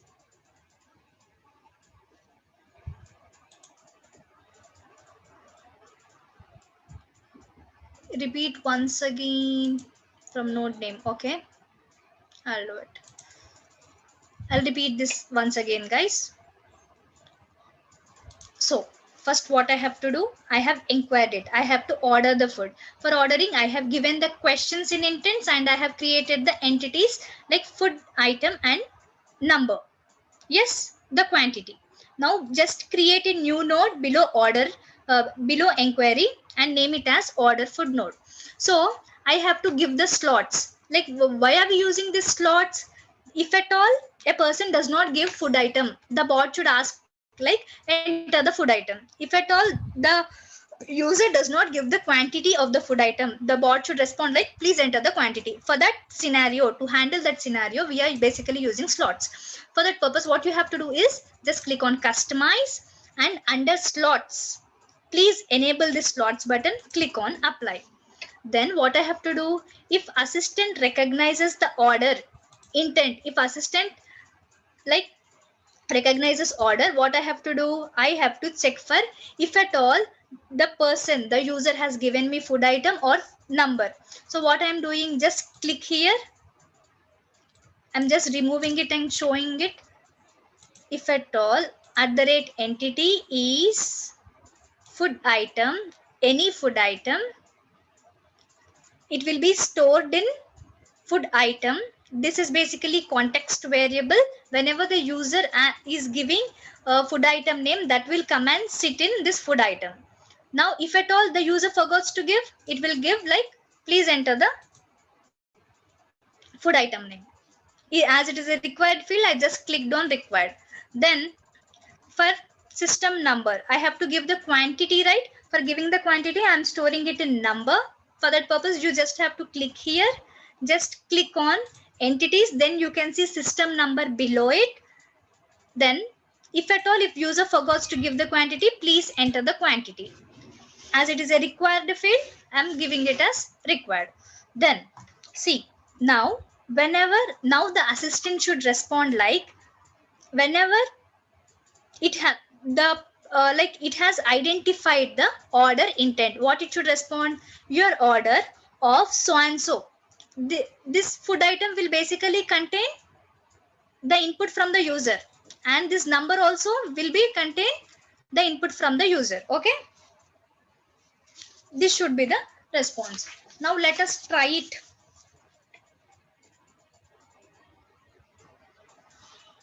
Let us try it, you will understand it.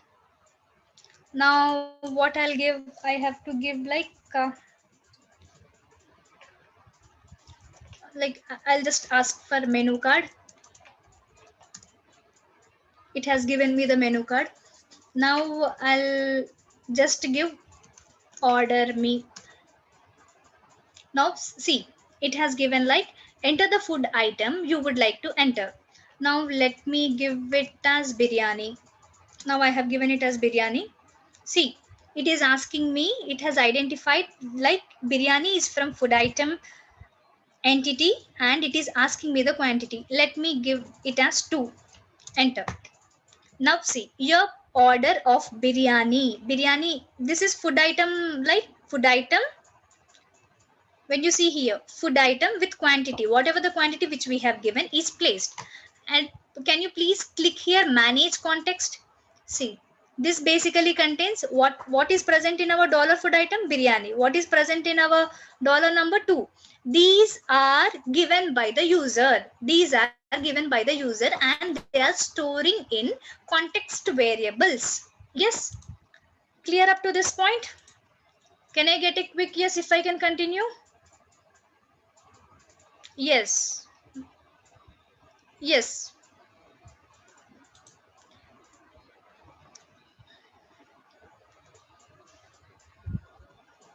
Now the next thing. Now let me make another order. Order me. I'm giving another order. Okay. Click. See, it is saying your order of biryani with quantity 2 is already placed. I am unable to make the second order. What I should do now? I am unable to place the second order.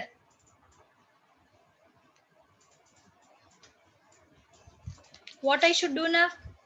I have to delete the context variable every time. It is taking the previous value only because in context variables the values are stored. How do we handle it? We have to remove the content in the context variable after each order is placed. Like how do we do it? Now did you understand? Now whenever I am asking it to take another order, it is not taking. It is directly giving me like your order is already placed. So as it is storing in context variable, we have to delete the context variables each and every time we place the order. For that, how do we handle it? Let's handle it by, now let us create a child node below order food. Please close it. Now below order food, please come to this order food.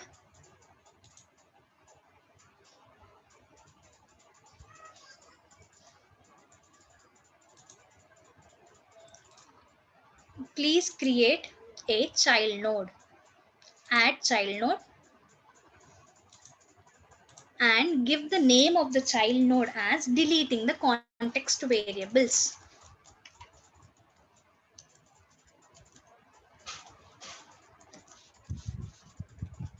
Deleting the context variables, yes.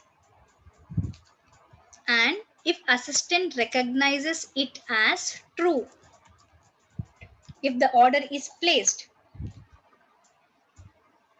then assistant responds with, can you see 3 dots over here? Please click on this 3 dots and open this JSON editor.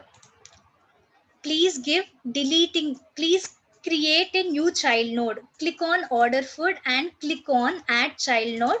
Then this will be open. Please give the name as deleting the context variable. If assistant recognizes it as true, please click on this 3 dots and open JSON editor. And after this curly braces, please click on enter and just give the name as deleted colon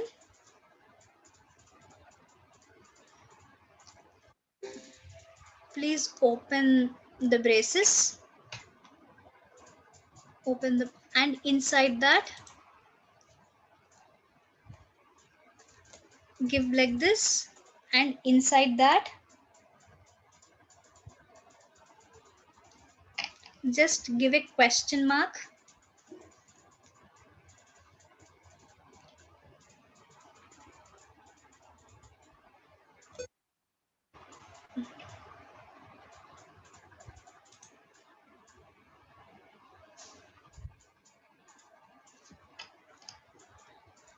question mark and context dot remove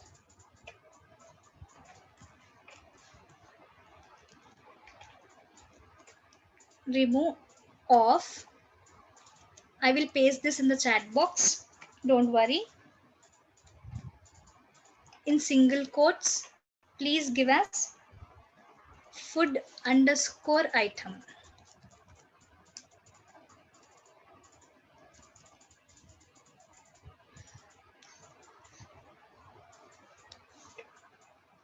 And just copy paste it.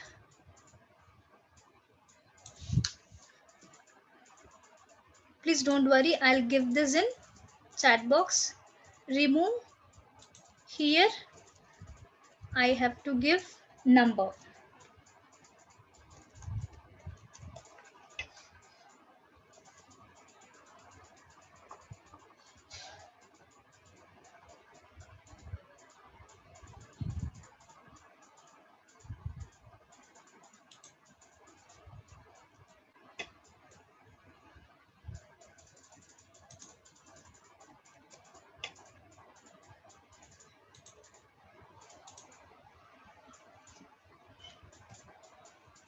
Yes.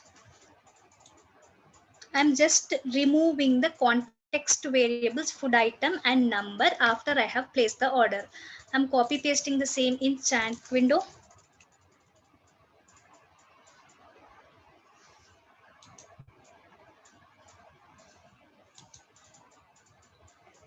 We are done, guys.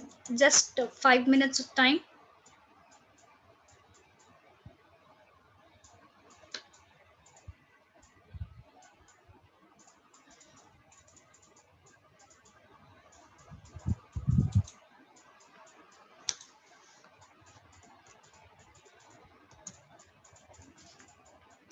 Please copy paste this after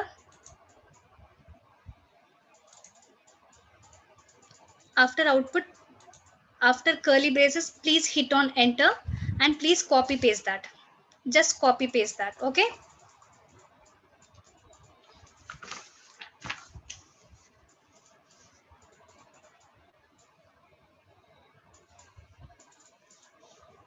Yes, done this change.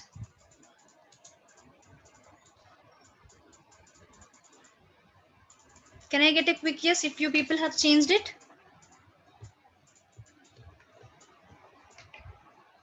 I have copy pasted it in the chat box.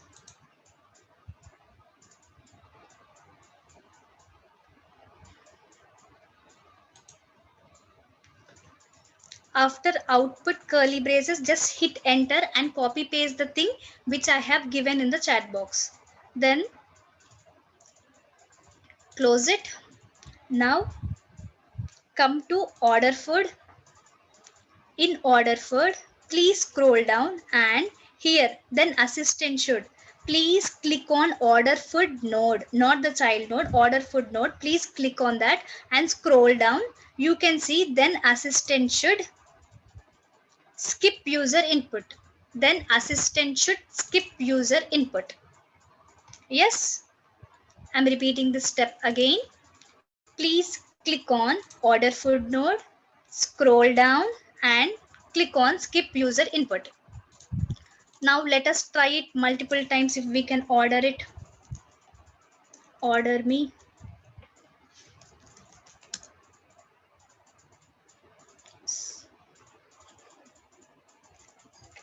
Let us clear it.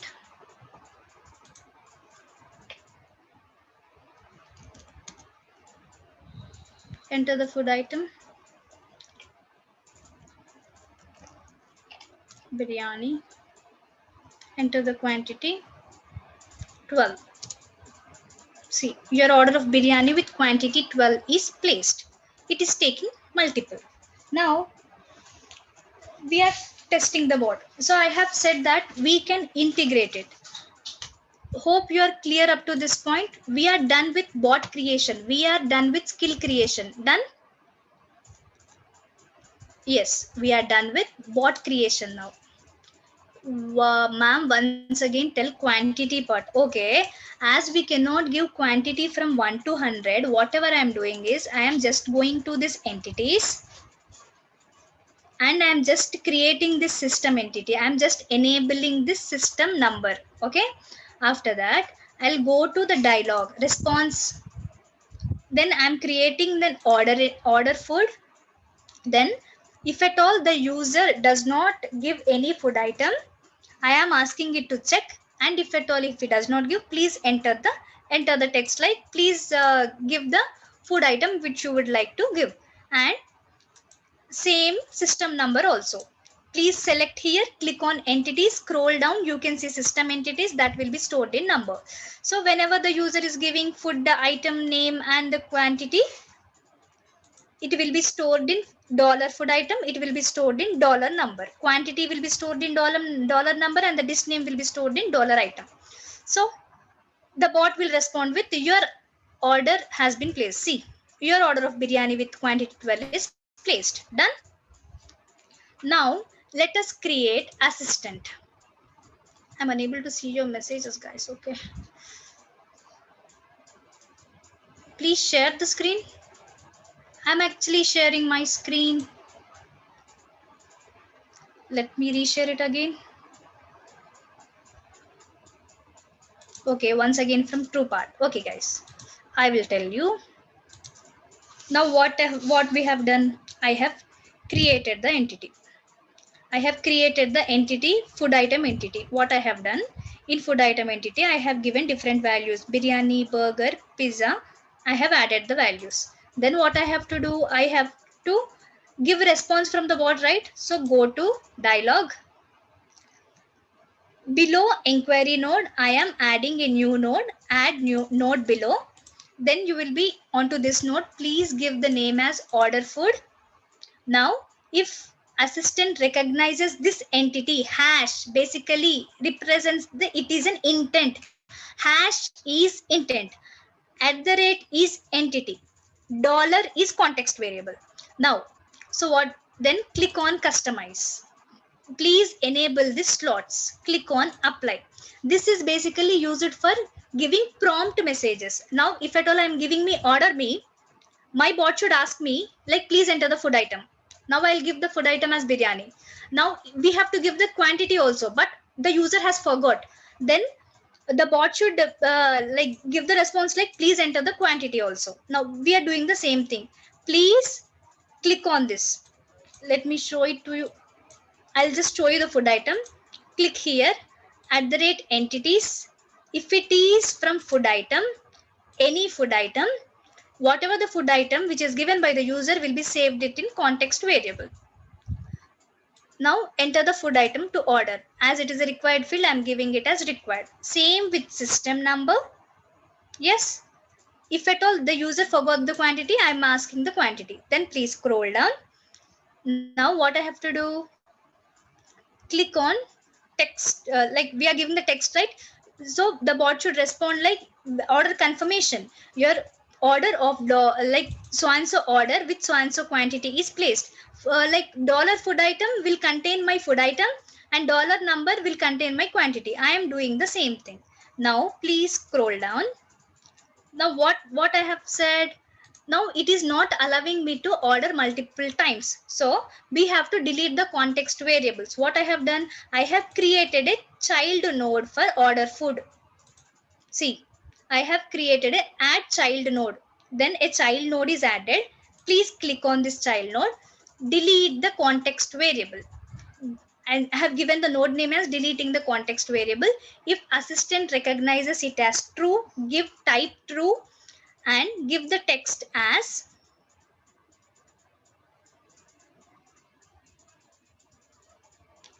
I am going to, please click here and open JSON editor. I am basically deleting the context variable. So this is what I have copy pasted in the chat box, right? Please copy paste it after curly braces.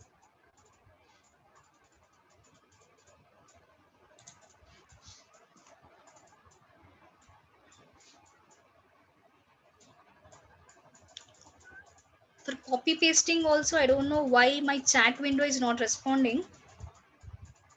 Can someone please copy paste this content? Deleted content dot remove.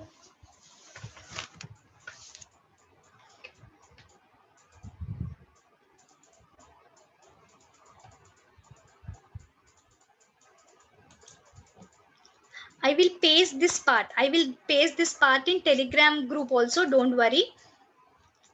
Just copy paste this content which I have given in the chat box. Okay. After this curly braces. Then what I have to do? This is complete. Customizing my child node is completed. I am closing it. Now go to the main node, order food node. Please scroll down here. Then assistant should skip user input. Click on skip user input. Okay. Skip user input. This is the change I have done. Okay. Now just try it. Whenever I am giving the values, like see here I have given like order me, then it has given me like enter the food item you would like to order. I have given it as biryani. Now it has said like please enter the quantity. I have given 12. Now it has said like your order of biryani with quantity 12 is placed. This is done. You can order multiple times also. Now that we have created the skill, let us create assistant now. Okay.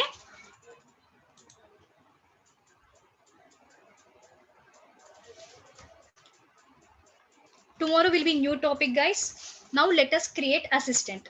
So as to integrate it to web page. Many of them are asking it like how to integrate it web page, right? I will just complete this assistant part and I'll help you out, Pratyusha. Yes, please click on this assistant. Please click, this is skill and this is assistant. Please click on that skill and click on create assistant. This is basically so as to integrate it to the web page, we have to go to assistant. Click on create assistant and give your assistant name as restaurant bot.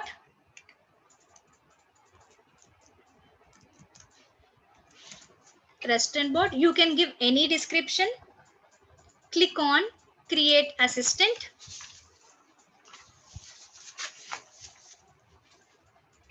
Now please, after you give the name, please click on add an action or dialogue skill. Now what is the bot which we have created? We have created resto bot, right?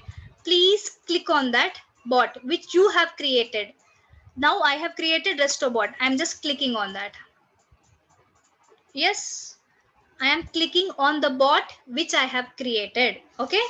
Now can you see preview towards your right side?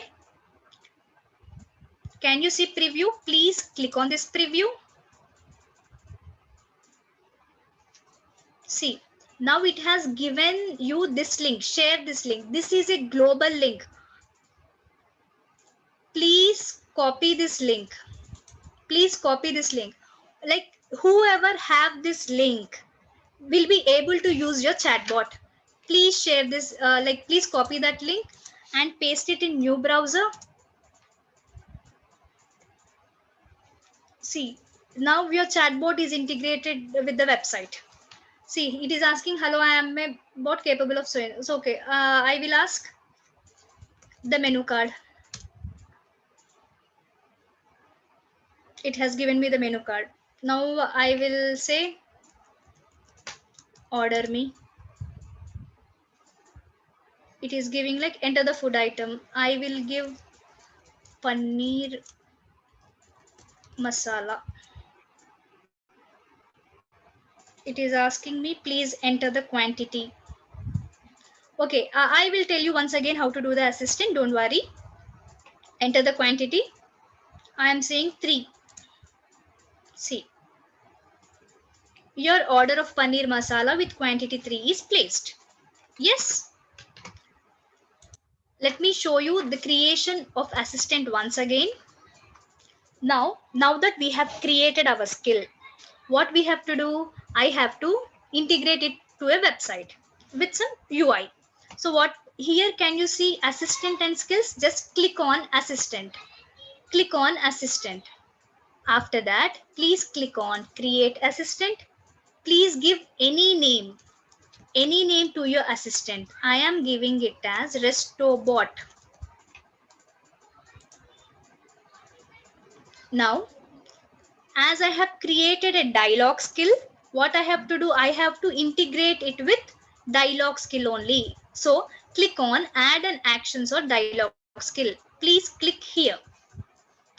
Now, to which bot you have to integrate it with? Now this is the bot which I have created. Please click on RestoBot. Yes. After this, now you have integrated your skill with the assistant. Now you have to try it, right? So click on this preview link. Towards your right side, you can see preview. Please click on that. You can see a link over here. Please copy it. Please copy it. Okay. Now when you copy it, this is the link which you can share globally. Okay. Whoever have this link can use your bot. This is all about assistant creation. Okay. You can test your bot. Okay. This is all for today, guys. Like whoever have doubts can ask me now. So we have created the bot. We have integrated it with the website. Okay.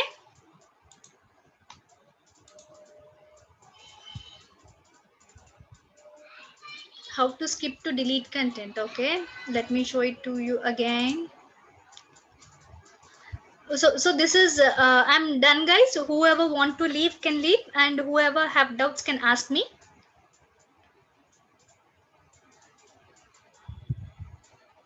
I don't know my chat window is not at all responding. In skills, this is the skill which I have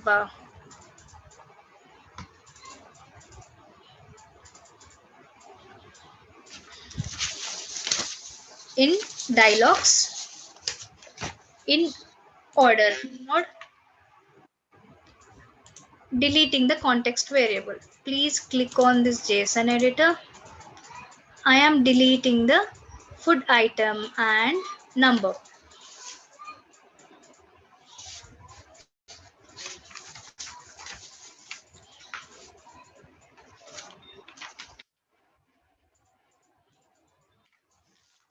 And I will be sharing you this JSON file also. I'll be sharing you this JSON file in the Telegram group. What you can do is, if at all you want to use the bot which I have explained, what you can do is just click on create skill, click on dialogue skill, and whatever the JSON file which I have given, please click on upload skill and drag and drop the JSON file which I have given. Whatever the JSON bot which I have created, you will get that. Okay. I will share you the restant bot JSON file also in Telegram channel in a while. Okay. Understood?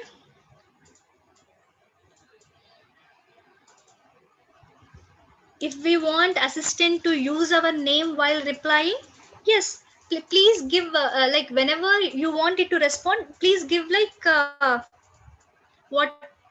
please give your name, not a problem. It will work.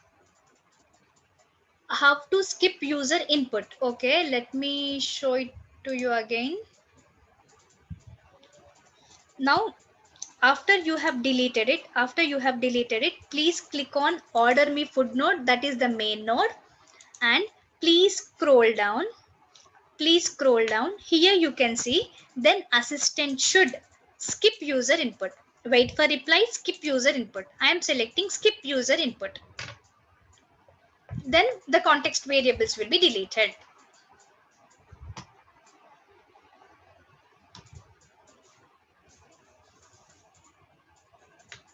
My chat is not responding. Okay.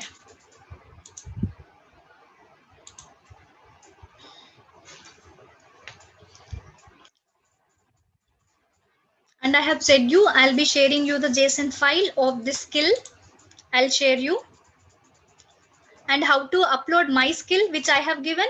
Just click on create skill, click on dialog skill, click on next.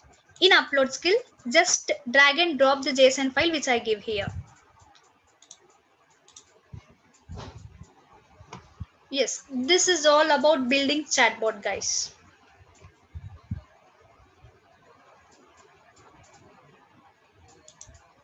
Any questions?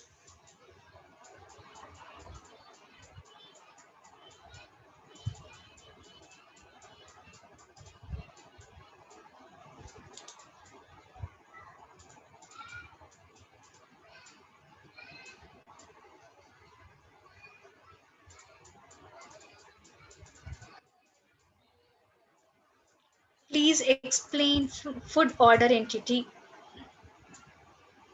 Last and final step. Okay, sure, I'll do it.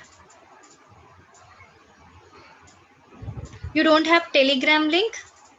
I'll share you the Telegram link. 1 second. Shivani, can you please share the Telegram link? Is Shivani present in the session? Vinay, can you please share the Telegram link? Many of them are asking they don't have the Telegram link.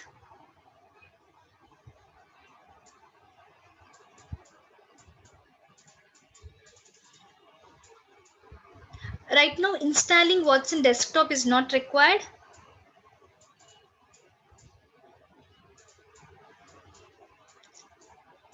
Towards your right side, you can see the preview link. Click on that and you can see a link. Just copy it and paste it in the window. Another tab. Then you can see your chatbot is integrated with the website.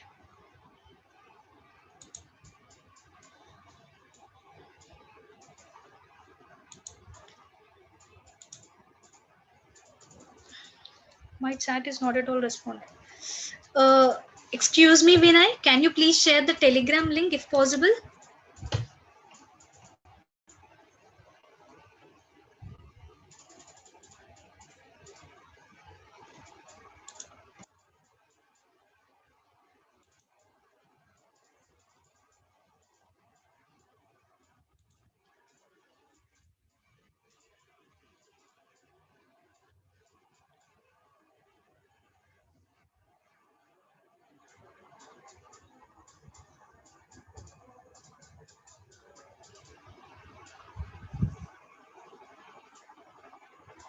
After you skip the user input part, just try it. Then just try it. Try it by giving multiple items. Like multiple times you order it. Your bot will be able to do that. Then I am integrating this skill to an assistant. Yes, how to get the enter details of users which will be future reference like we will get. You have to store it in the context variable only. Here I have just taken food item and number. There can be anything. You can write anything. After skip user input, you just have to test it. You just have to test your bot by by ordering it multiple times. Okay.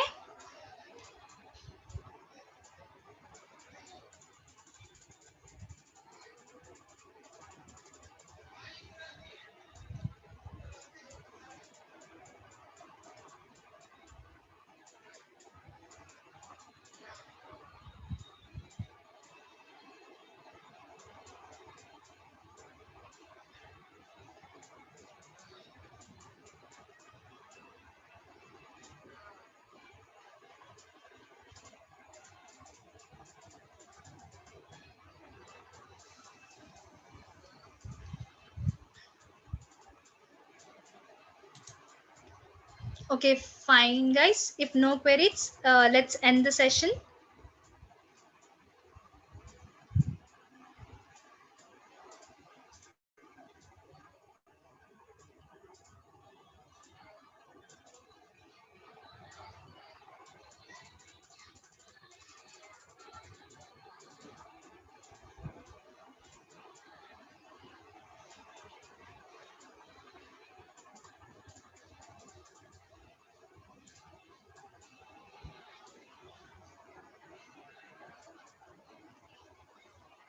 If no queries, let's end the session, guys.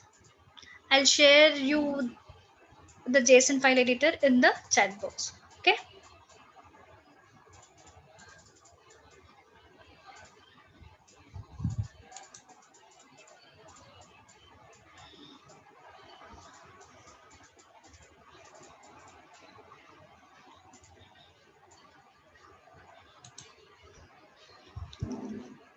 I'm trying to give the JSON file over here only in the chat box. Please wait. Let me give it. I'm unable to do it. My chat window is not at all opening.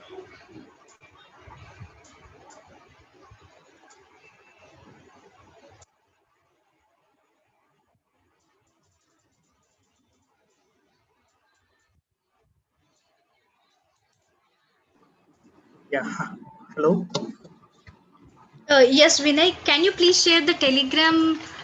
Yes, I have shared the Telegram link in the chat. Okay. So Okay, fine. please, everyone, please to join the Telegram group, and we'll be updating all the session details, and the files which are required for the session will be shared in the Telegram group. Okay. So please do check from there. So if we have any queries regarding this session of chatbot, so please feel free to post your queries there. Our team will be ready to help you. All right. Sorry, like you don't have any certificate for this bootcamp. So once you're done with the hack challenge and submit your idea for us, so then only you'll be getting the certificate from Smart Interns. So hope it's everything is clear for everyone, right?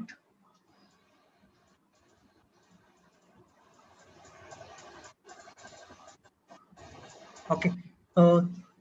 Tulsi, you can post all the like links which is required for the session in the group, Yes, so that sure. everyone can access for those links. Okay.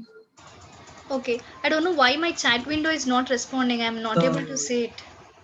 Okay, like my account, my laptop is also like the same thing. Due to Okay. some heavy load, like our laptop was stuck.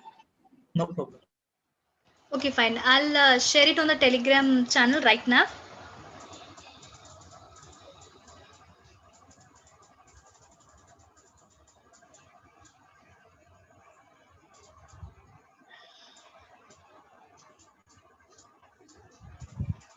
Yes, sure. I'll share it on Telegram channel as well. Okay, thank you guys. Thanks for your time. I have taken 20 minutes extra, I think. Okay, good night then. Thank you Yeah. guys. Thank you for the day.